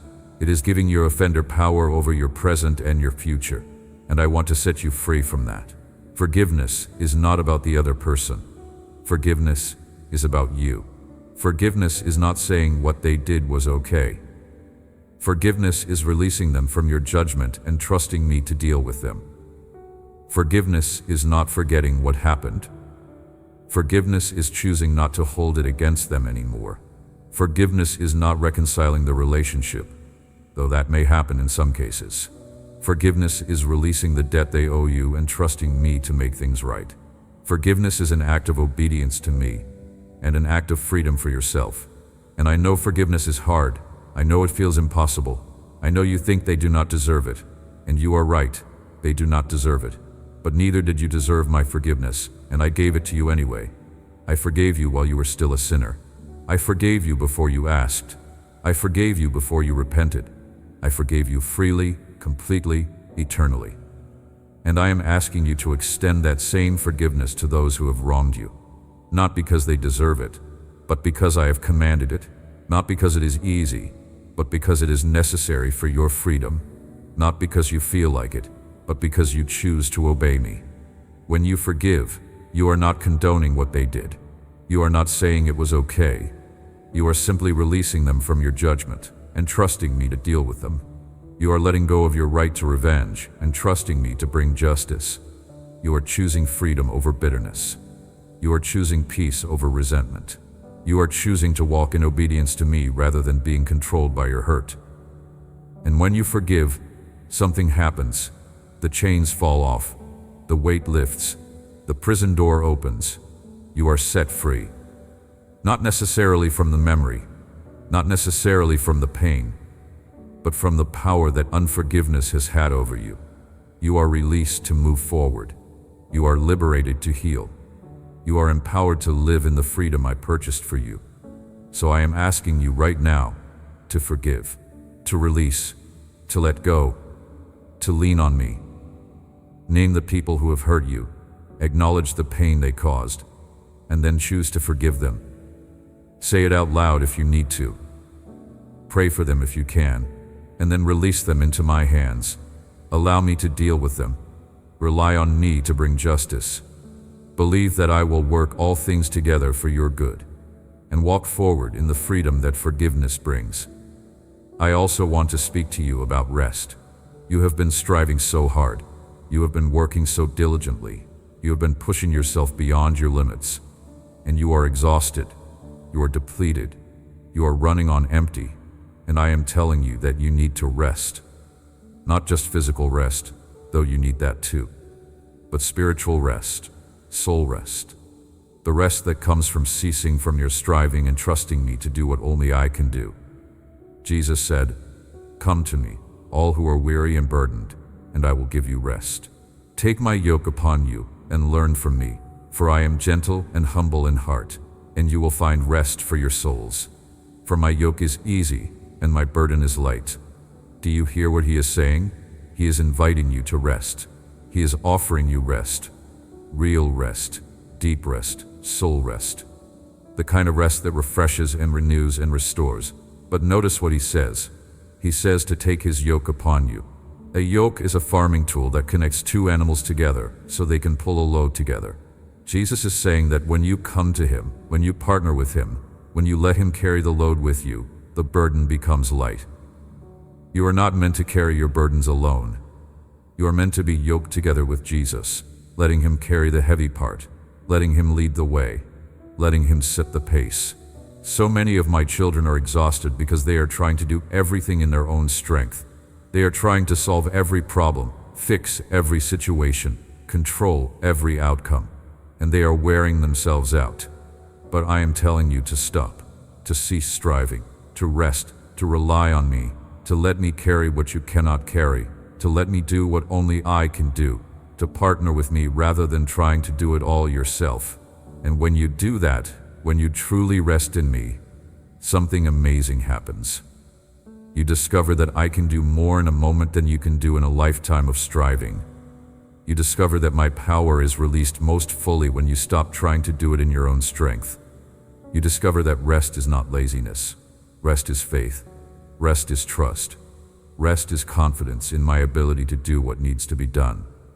So I am inviting you to rest, to stop striving, to cease performing, to quit trying to earn what I have already given you, to simply be with me, to enjoy my presence, to receive my love, to trust my faithfulness, to believe my promises, and to let me work on your behalf while you rest in the knowledge that I am God and I am taking care of everything. Let me speak to you now about the specific battles you are facing. I know you are dealing with financial pressure. I know you are worried about how you are going to make ends meet. I know you are concerned about provision. But I want to remind you that I am your provider. I am Jehovah Jireh, the God who provides. I own the cattle on 1,000 hills. All the silver and gold belongs to me, and I take care of my children. I feed the birds of the air, and you are far more valuable to me than birds. I clothe the lilies of the field, and you are far more precious to me than flowers. If I take care of them, how much more will I take care of you? I am not saying you will have everything you want, but I am promising you will have everything you need. I am not saying you will be wealthy, but I am guaranteeing you will be provided for. I am not saying you will never face financial challenges, but I am assuring you that I will never let you go without what you truly need. Believe in my faithfulness with your finances. Rely on me with your provision. Bring me your needs. Ask me for what you need, and then watch how I provide. It may come in unexpected ways. It may come at the last moment, but it will come. Because I am faithful, I am your provider, and I will take care of you. I also know you are battling with health issues. I know your body is struggling. I know you are dealing with pain, with sickness, with limitations, and I want you to know that I am your healer. I am Jehovah Rapha, the God who heals. I formed your body. I know every cell, every system, every function, and I have the power to heal you. I am not limited by what doctors say. I am not restricted by medical prognosis. I am not bound by natural laws. I am God, and I can heal supernaturally. Now I want to be clear. I do not always heal in the way or the timing that people want. Sometimes my healing comes instantly and miraculously. Sometimes it comes gradually through medical treatment. Sometimes my healing means taking someone home to heaven where there is no more pain, no more sickness, no more suffering. I know what is best. I know what will bring the most glory to me and the most good to you. And I am working in your situation even now. But regardless of how or when the healing comes, I want you to have faith in me. I want you to bring your sickness to me. I want you to ask me to heal you. I want you to believe that I am able. And I want you to leave the outcome in my hands, knowing that I treasure you, that I am good, and that I am working everything together for your benefit. Do not let sickness steal your joy. Do not let pain rob your hope. Do not let physical struggles diminish your faith. Rely on me. I am with you. I am your healer, and I am taking care of you. I know you are also dealing with relational struggles. I know there are relationships that are broken, strained, difficult, painful.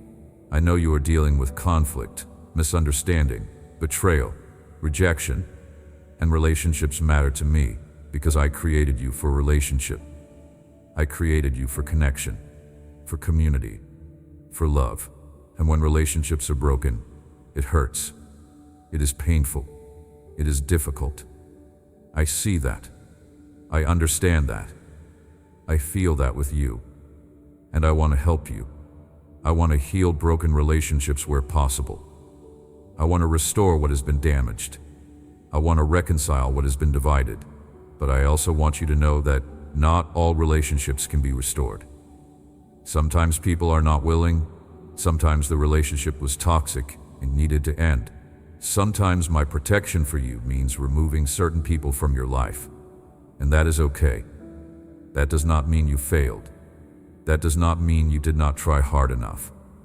That means I am protecting you, guiding you, leading you into healthier connections.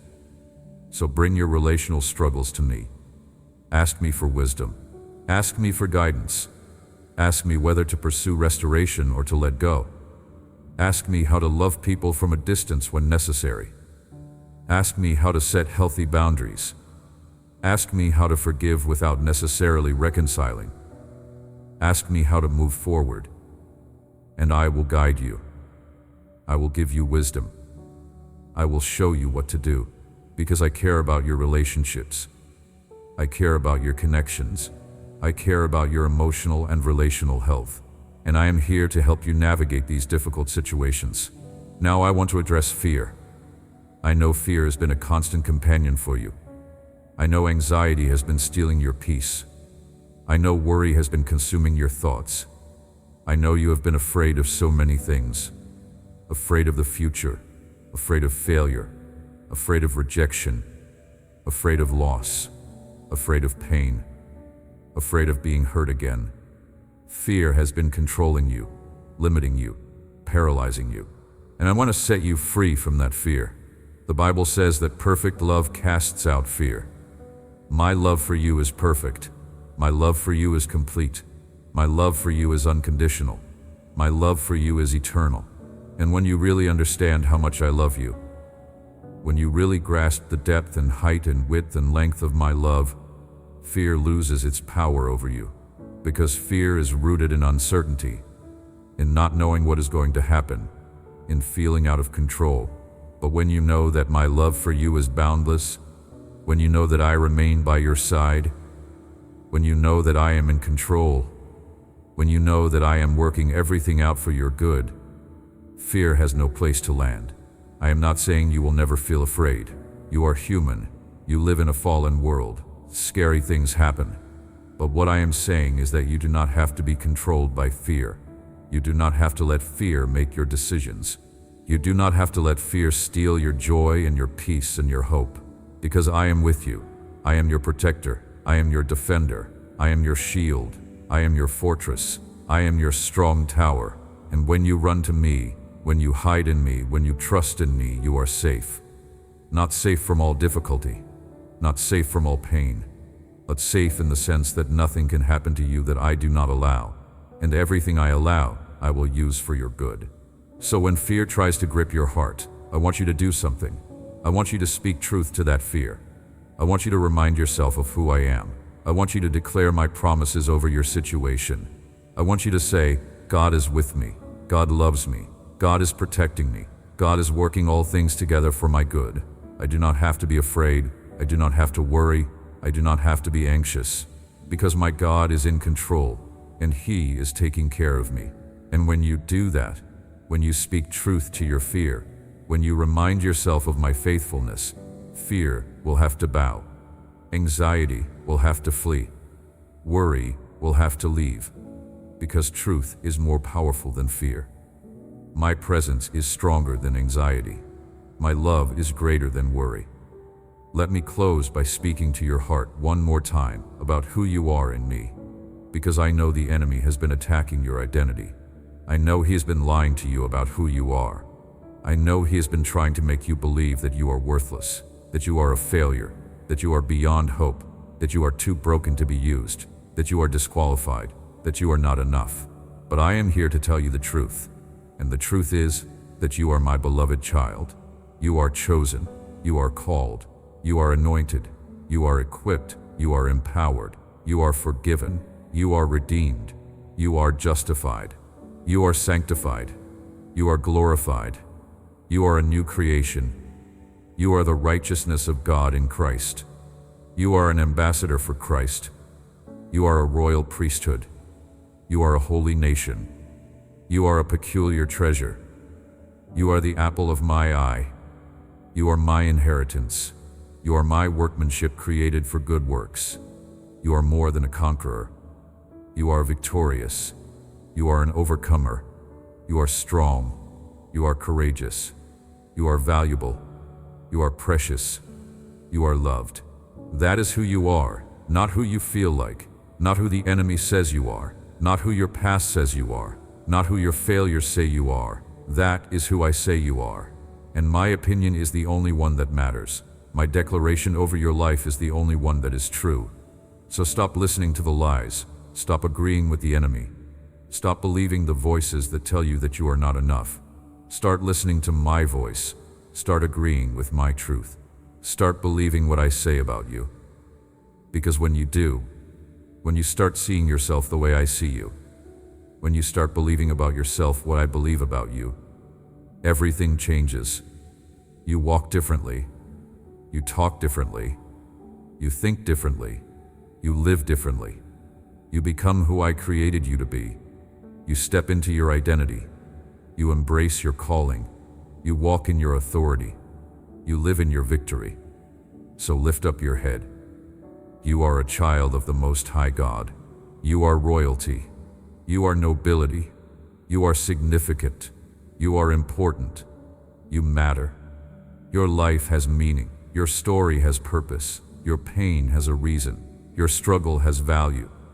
You are not going through this for nothing. You are not suffering in vain.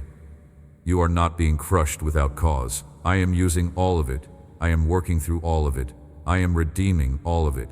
And when you come through this, when you emerge from this trial, you will be refined like gold. You will be strong like steel. You will be beautiful like a diamond. You will be powerful in spirit. You will be full of faith. You will be overflowing with hope. You will be radiant with joy. You will be a testimony to my faithfulness. You will be a witness to my power. You will be evidence that I am real, that I am good, that I am faithful, and that I keep my promises. So hold on. Do not give up. Do not quit. Do not walk away. Stay with me. Keep trusting me. Keep believing me. Keep following me. Because I am taking you somewhere. I am bringing you through this. I am leading you to victory. And when you get there, you will look back on this season and you will see my hand in every moment. You will recognize my fingerprints on every circumstance. You will understand how I was working even when you could not see it. You will appreciate how I was protecting you even when you felt exposed. You will realize how I was providing for you even when you felt like you had nothing. You will comprehend how I was strengthening you even when you felt weak. You will grasp how I was loving you even when you felt alone. And you will praise me. You will worship me. You will thank me. You will declare to everyone who will listen that I am faithful, I am good, I am powerful, I am loving, and I am worthy of all trust. That is my goal. That is my purpose. That is what I am doing through all of this. I am not just solving your problems, I am transforming your character. I am not just meeting your needs, I am deepening your faith. I am not just getting you through this season, I am preparing you for your destiny. So trust the process. Trust my timing. Trust my methods. Trust my heart. Rely on me. Before I close, I want to spend a few more moments speaking directly to the specific pain you are carrying right now. I want to address the particular burden that has been weighing heaviest on your heart.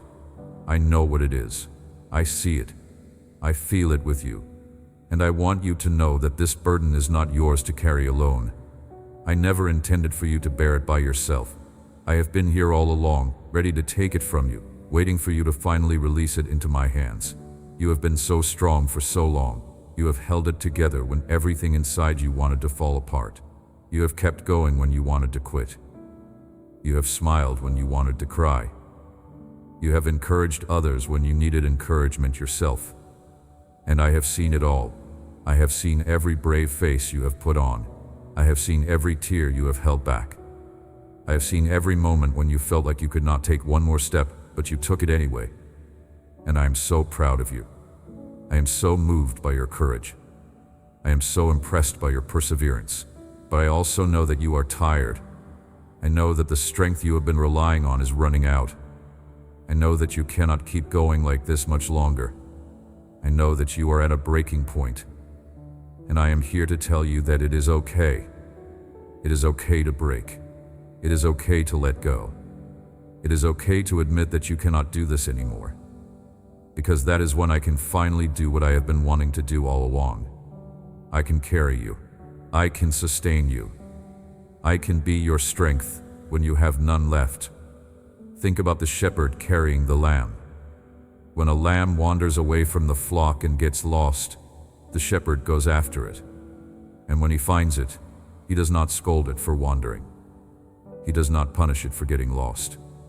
He gently picks it up and carries it on his shoulders back to the flock. And here is something interesting. Sometimes a lamb that repeatedly wanders away and refuses to stay with the flock will have its leg broken by the shepherd.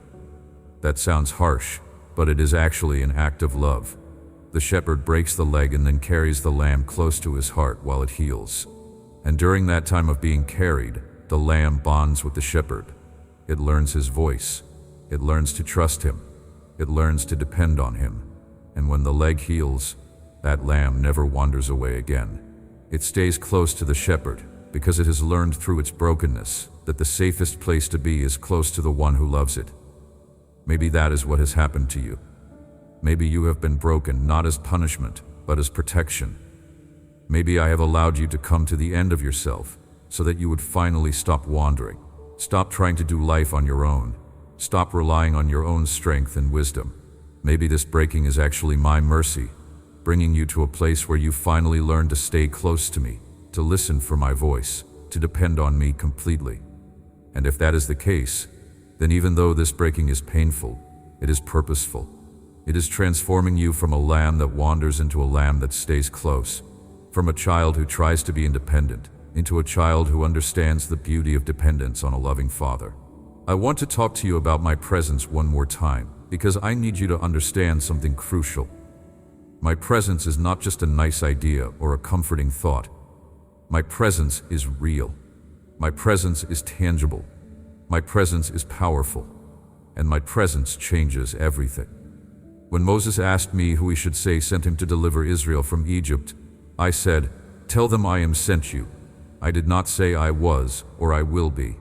I said I am. Present tense. Always present.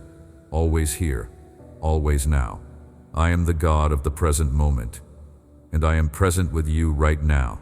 King David understood the power of my presence. He wrote, "Even though I walk through the valley of the shadow of death, I will fear no evil, for you are with me." He did not say, "I will fear no evil because you will rescue me from the valley." He said, "I will fear no evil because you are with me in the valley." The presence of God in the valley is more powerful than the absence of the valley. Your circumstances may not change immediately. Your problem may not be solved right away. But if you have my presence with you in the middle of it, that is enough. My presence gives you peace in the storm. My presence gives you strength in weakness. My presence gives you hope in despair. My presence gives you joy in sorrow. My presence is everything you need. And here is what I want you to know about my presence.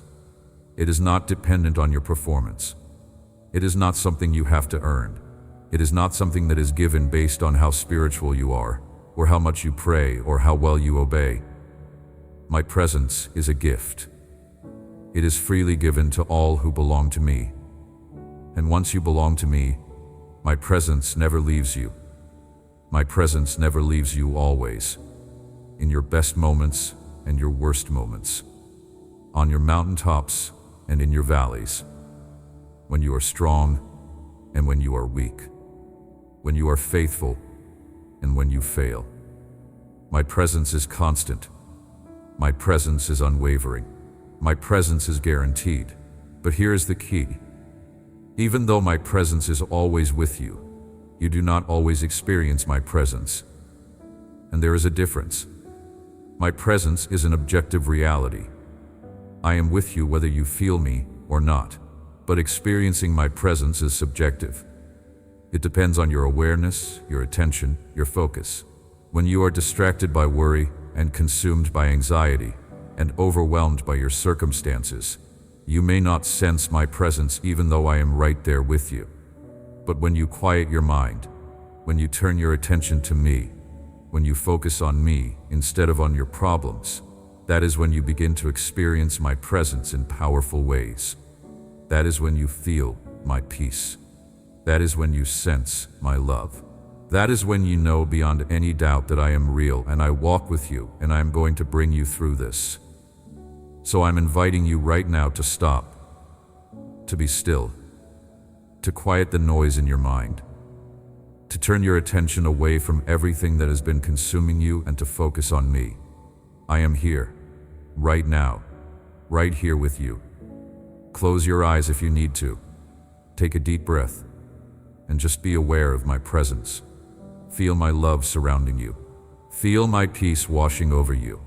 Feel my strength flowing into you. I am here. I accompany you. And I am not going anywhere. Let me also speak to you about the future. I know you are worried about what is going to happen. I know you are afraid of what might be ahead. I know you are trying to figure out how things are going to work out, but I want to remind you of something Jesus said. Do not worry about tomorrow, for tomorrow will worry about itself. Each day has enough trouble of its own. Jesus was not saying that you should not plan or prepare. He was saying that you should not worry. And the reason you do not have to worry about tomorrow is because I am already there. I am in your tomorrow. I have already been to next week, next month, next year. I have already seen what is coming. And I have already made provision for it. I have already prepared the way. I have already positioned the right people in the right places at the right time. I have already set things in motion that are going to work in your favor. So you do not have to worry about your future. You do not have to be afraid of what is coming. You do not have to try to control outcomes or manipulate circumstances or figure everything out. You just have to trust me. You just have to take one day at a time. You just have to be faithful in the moment you are in and leave the future to me. Because I am already taking care of your future. I am already working things out. I am already preparing blessings that you cannot even imagine yet. Think about Joseph. He was sold into slavery by his brothers. He was falsely accused by Potiphar's wife. He was thrown into prison for something he did not do. And he sat in that prison for years. If Joseph had known his future, if he had known that he would one day be second in command of all of Egypt, if he had known that he would save not only Egypt but his own family from famine, do you think he would have worried so much in that prison? Do you think he would have given up hope? No. He would have endured his present with confidence because he knew his future was secure. And that is what I am telling you. Your future is secure. I have already written it. I have already planned it. I have already prepared it. And it is good. It is better than you can imagine. So stop worrying about it. Stop being afraid of it. Just have faith in me and walk forward one step at a time. I want to speak one more time about the strength I am giving you, because I want you to understand how to access it in the moment when you need it most. When you wake up tomorrow and you feel overwhelmed by everything you have to face, I want you to remember this. The strength I am giving you is not a reservoir that you draw from and eventually deplete. It is a river that flows constantly. It never runs out. It never runs dry. As long as you stay connected to the source, as long as you stay connected to me, the strength keeps flowing. Fresh strength, new strength, sufficient strength for whatever you need in that moment. But here is what trips up so many of my children. They wake up in the morning and they look at everything they have to do and they think, I do not have enough strength for all of that. And they are right. They do not. But I am not asking you to have strength for your entire day all at once. I am asking you to have strength for this moment, just this moment. And when this moment passes, I will give you strength for the next moment, and then the next, and then the next, moment by moment, step by step, breath by breath. That is how you walk through difficult days. Not by trying to muster up enough strength to make it through the whole day all at once, but by receiving fresh strength for each moment as it comes. Think about the manna that I provided for Israel in the wilderness. They could not gather extra and save it for the next day. If they tried, it would rot. They had to gather it fresh each morning, just enough for that day. That was intentional. I was teaching them to depend on me daily, to look to me daily for their provision. And that is what I am teaching you. Do not try to stockpile strength for the future. Just receive what you need for this moment, and believe that when the next moment comes, I will provide what you need for that moment too. Here is another thing I want you to understand. The battles you are facing are not just about you. They are part of a much larger story that I am writing. The enemy is not attacking you randomly. He is attacking you strategically because he knows the purpose I have for you. He knows the calling on your life. He knows the impact you are going to have. He knows the lives you are going to touch. He knows the testimony you are going to have. And he is terrified of what you are going to become. So he is throwing everything he can at you to try to take you out before you step into your destiny. But here's what the enemy does not understand. Every attack he launches against you is actually preparing you for your destiny. Every battle he forces you to fight is making you stronger. Every obstacle he puts in your path is teaching you how to overcome. Every lie he whispers in your ear is training you to recognize truth. He thinks he is destroying you, but I am using his attacks to develop you. He thinks he is defeating you, but I am using his opposition to prepare you for victory. He thinks he is stopping you, but he is actually positioning you. Because you cannot have a testimony without a test. You cannot have a message without a mess. You cannot have a ministry without a struggle. And the bigger the attack, the bigger the anointing that is coming. The harder the battle, the greater the breakthrough that awaits. The more the enemy fights you, the more significant your destiny must be. So do not be discouraged by the intensity of the warfare you are experiencing. Be encouraged, because it means you are significant. It means you matter. It means you have a purpose that the enemy is afraid of. It means you are dangerous to the kingdom of darkness. It means you are about to step into something so powerful that hell is threatened by it. And that should fill you with confidence. That should give you courage. That should motivate you to keep fighting, to keep standing, to keep believing. Because you are on the verge of breakthrough. You are on the edge of victory. You are about to step into your destiny. And nothing the enemy throws at you is going to stop it. Let me tell you one more story from my word that I want you to hold on to. It is the story of Lazarus. He was a friend of Jesus. He got sick. His sisters sent word to Jesus expecting him to come immediately and heal their brother. But Jesus did not come. He waited. And while he waited, Lazarus died. Can you imagine the confusion and pain his sisters felt? They knew Jesus could have healed him. They had seen him heal so many others. Why did he not come?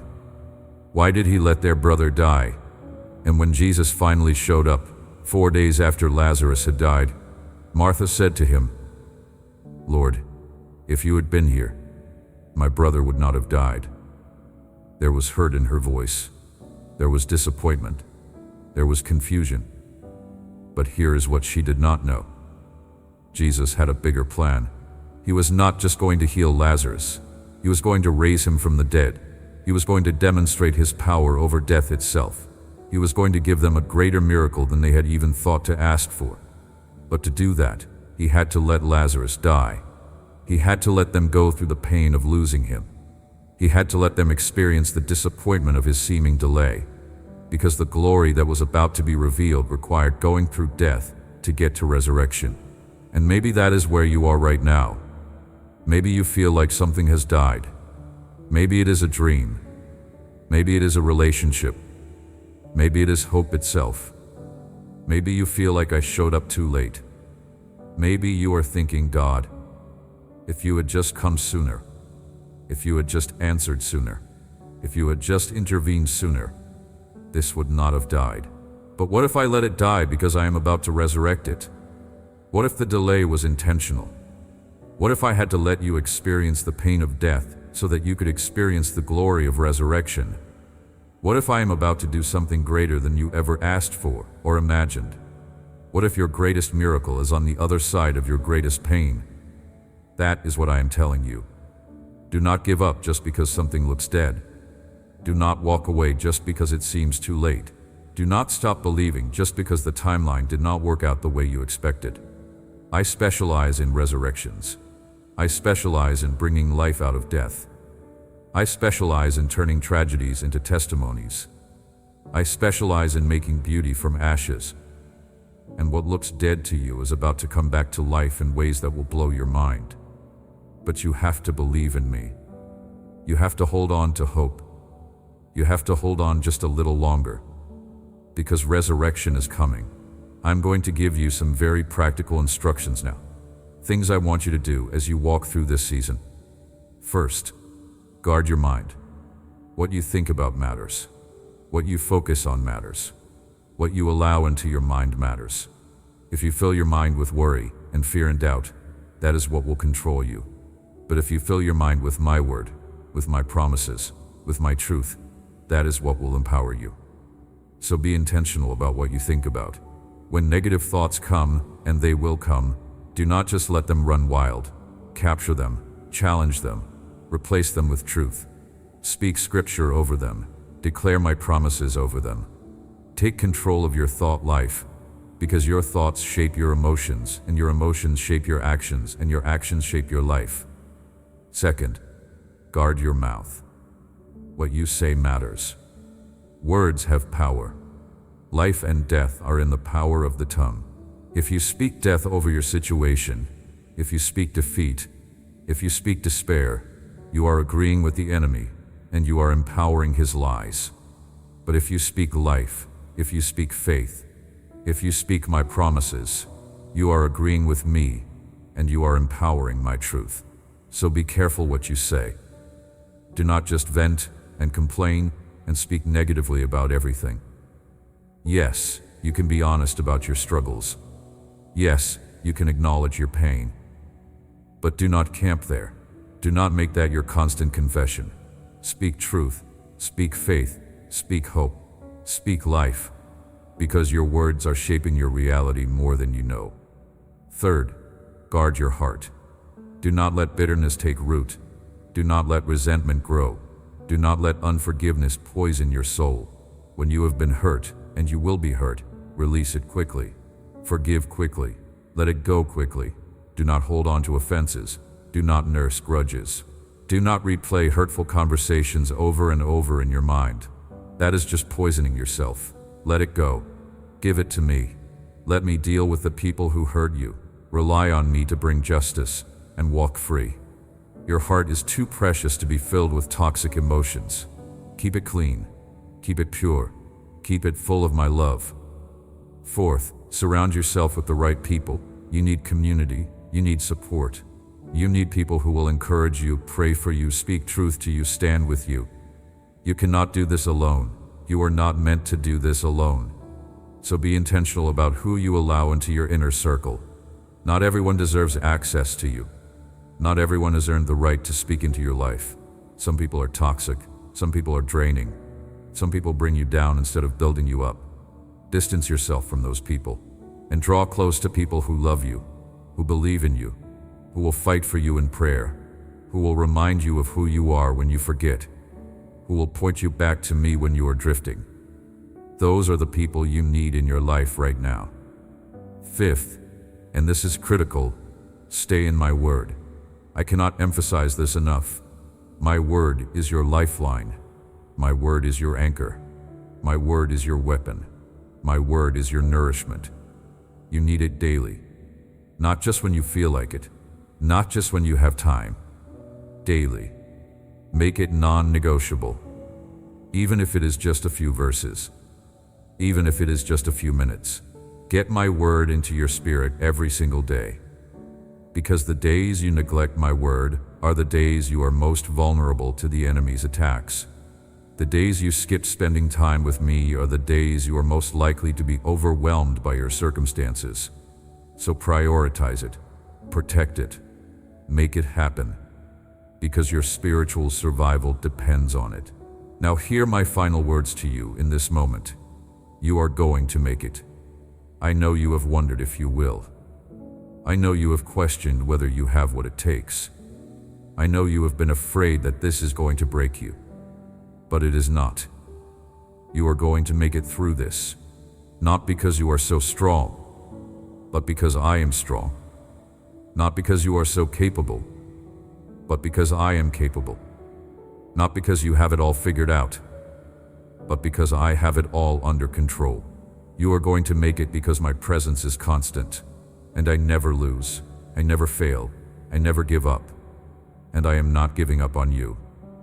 You are going to emerge from this season victorious. You are going to come through this trial stronger.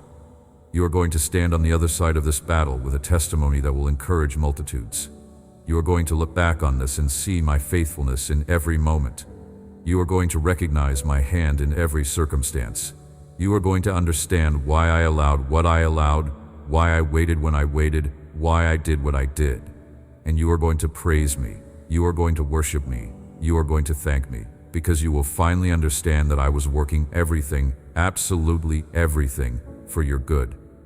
So lift up your head, square your shoulders, take a deep breath, and walk forward with confidence. You are my child. You are loved. You are valued. You are protected. You are empowered. You are victorious, and you are going to make it. Not might make it, not hopefully make it. You are going to make it. Because I said so, and my word never fails. There is one more thing I need to impress upon your heart before I release you from this moment. I need you to understand the magnitude of what I am doing in your life right now. This is not just about getting you through a hard time. This is not just about solving a problem. This is not just about answering a prayer. This is about transformation. This is about elevation. This is about promotion. This is about positioning you for everything I have called you to be and do. And that requires a level of preparation that can only happen through what you are experiencing right now. Every great leader in my word went through a process of preparation before they stepped into their calling. Moses spent 40 years in the wilderness before I sent him to deliver Israel. David spent years running from Saul before he became king. Joseph spent years in slavery and prison before he became second in command of Egypt. Paul spent years in obscurity after his conversion before he began his missionary journeys. None of them enjoyed their preparation season. All of them questioned why it was taking so long. All of them wondered if they had somehow missed me or misheard me. But the preparation was necessary. The waiting was purposeful. The struggle was preparing them for the weight of the anointing they would carry and the magnitude of the assignment they would fulfill. And that is what is happening with you. You are in your preparation season. You are in your wilderness. You are in your waiting room. And I know it is hard. I know it is frustrating. I know you want to fast forward through this part and get to the good stuff. But you cannot skip this part. You cannot rush this process. You cannot shortcut this season, because what I am doing in you during this time is absolutely essential for what I am preparing to do through you in the next season. I am building character that will sustain the calling. I am developing humility that will handle the honor. I am cultivating dependence that will steward the anointing. I am forging faith that will accomplish the impossible. So do not despise your preparation season. Do not resent your wilderness. Do not waste your waiting room. Lean into it. Learn from it. Let me work deeply in you during this time. Because when your moment comes, when your door opens, when your time arrives, you are going to be so grateful for everything I did in you during this season. You are going to look back and realize that this was not delay. This was development. This was not punishment. This was preparation. This was not me withholding from you. This was me working in you to get you ready for what I was preparing to release to you. I also want to speak to you about the concept of sudden lies. In my kingdom, I work in seasons. There are seasons of planting. There are seasons of watering. There are seasons of waiting. And there are seasons of harvest. You have been in a season of planting and waiting. You have sown seeds of faith. You have watered them with your prayers and your tears. You have waited through long nights and difficult days. But I want you to know that suddenly is coming. Suddenly the season is going to shift. Suddenly the breakthrough is going to manifest. Suddenly the door is going to open. Suddenly the answer is going to come. Suddenly the provision is going to arrive. Suddenly the healing is going to happen. Suddenly everything is going to change. And when that suddenly comes, it is going to feel like it came out of nowhere. It is going to feel like it happened overnight. People are going to look at your life and say, wow, you are so blessed. Everything just fell into place for you. But you and I will know the truth. We will know about the years of preparation. We will know about the nights of prayer. We will know about the tears that were sown. We will know about the faith that was tested. We will know about the character that was developed. We will know that this suddenly was not random. This suddenly was the result of a long process of preparation that finally came to fruition. So do not give up before your suddenly comes. Do not quit before the season shifts. Do not walk away before the harvest arrives, because it is coming. Your suddenly is coming. Your breakthrough is coming. Your miracle is coming. Your season of harvest is coming. And when it comes, it is going to be worth every moment of waiting. It is going to be worth every tear you cried. It is going to be worth every prayer you prayed. It is going to be worth every battle you fought. Because the harvest is always greater than the seed. The reward is always greater than the sacrifice. The joy is always greater than the sorrow. Let me paint a picture for you of what I see when I look at your future. I see you walking in freedom. I see you living in victory. I see you overflowing with joy. I see you radiating with peace. I see you standing strong in faith. I see you blessed beyond measure. I see you impacting lives. I see you fulfilling your calling. I see you walking in your destiny. I see you doing things you never thought you could do. I see you going places you never thought you would go.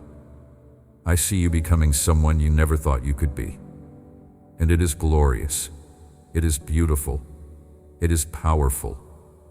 It is exactly what I created you for. And here is what I need you to know. That future is not far away. It is closer than you think. You are not years away from it. You are steps away from it. You are prayers away from it. You are acts of obedience away from it. You are decisions away from it. Every step you take in faith is bringing you closer. Every prayer you pray is moving you forward. Every act of obedience is positioning you. Every decision to believe in me is advancing you toward everything I have prepared for you. So keep walking, keep praying, keep obeying, keep trusting, because you are closer than you think. Your breakthrough is nearer than it appears. Your victory is just around the corner. And when you step into that future, when you walk into that season, when you experience that breakthrough, I want you to remember this moment. I want you to remember when you were in the valley and I spoke these words to you. I want you to remember when you were in the storm and I gave you these promises. I want you to remember when you were at your weakest and I showed you my strength. Because that memory is going to fuel your testimony. That memory is going to strengthen your faith for future battles. That memory is going to enable you to encourage others who are going through what you went through. You are going to be able to say with absolute confidence and conviction, I know God is faithful. I know He keeps His promises. I know He never fails, because I have experienced it. I have lived it. I have seen it with my own eyes. Now I want to leave you with this final charge. Do not waste your pain. Do not waste your struggle. Do not waste this season. Let it produce in you everything I intend for it to produce. Let it develop the character I am building. Let it deepen the faith I am strengthening. Let it refine the love I am purifying. Let it establish the foundation I am laying. Because this season is not random. This season is not meaningless. This season is not purposeless. This season has been specifically designed by me to prepare you for your next season. And if you will cooperate with what I am doing, if you will yield to the process, if you will hold on to faith through it, you are going to emerge from this season ready for everything I have prepared for you. So embrace the process, trust the timing, believe the promise, hold on to hope, stand firm in faith, walk forward in confidence, rest in my love, draw from my strength, receive my peace, experience my joy, know my presence, hear my voice, follow my leading, and watch what I will do. Watch how I will move. Watch how I will work. Watch how I will transform. Watch how I will break through. Watch how I will deliver. Watch how I will provide. Watch how I will heal. Watch how I will restore. Watch how I will redeem. Watch how I will use everything you have been through for my glory and your good. You are not going to just survive this. You are going to thrive through this. You are not going to barely make it. You are going to triumphantly overcome. You are not going to limp through to the other side. You are going to run through with strength and power and victory, because I am with you. I am in you. I am for you. I am working through you. I am fighting for you. I am providing for you. I am protecting you. I am guiding you. I am strengthening you. I am empowering you. I am anointing you. I am blessing you. I am loving you. And I am never, ever leaving you. So go forward from this moment with your head held high. Go forward with confidence in your heart. Go forward with strength in your spirit. Go forward with faith in your soul. Go forward knowing that you are not alone. Go forward knowing that you are deeply loved. Go forward knowing that you are fully equipped. Go forward knowing that you are completely victorious. Go forward knowing that your best days are not behind you but ahead of you. Go forward knowing that I never depart from you every step of the way. And go forward knowing that nothing can stop what I have purposed for your life. Absolutely nothing. Amen. If this message touched your heart, share it with someone who needs to hear these words. Type Amen in the comments to receive this blessing. Come back tomorrow and listen again, because I will have more to say to you. I will continue to pour out my love on you. I will continue to speak truth into your life. I will continue to strengthen your faith. I will continue to guide your steps. I will continue to fight your battles. I will continue to fulfill my promises. This is not the end of our conversation. This is just the beginning. I have so much more to tell you. I have so many more promises to reveal to you. I have so many more blessings to release over you. So do not walk away. Stay close to me. Keep seeking me. Keep listening for my voice. Keep opening your heart to my word, because I am not finished with you yet. I am just getting started. And what I'm about to do in your life will exceed everything you have hoped for or imagined. You have no idea how good I am about to be to you. You have no idea how much I am about to bless you. You have no idea how powerfully I am about to move in your circumstances. But you are about to find out. You are about to see. You are about to experience. And when you do, you will never be the same. Your faith will never be the same. Your testimony will never be the same. Your life will never be the same. Because you will have encountered me in a way you never have before. And that encounter will change everything. Get ready, my child. Get ready.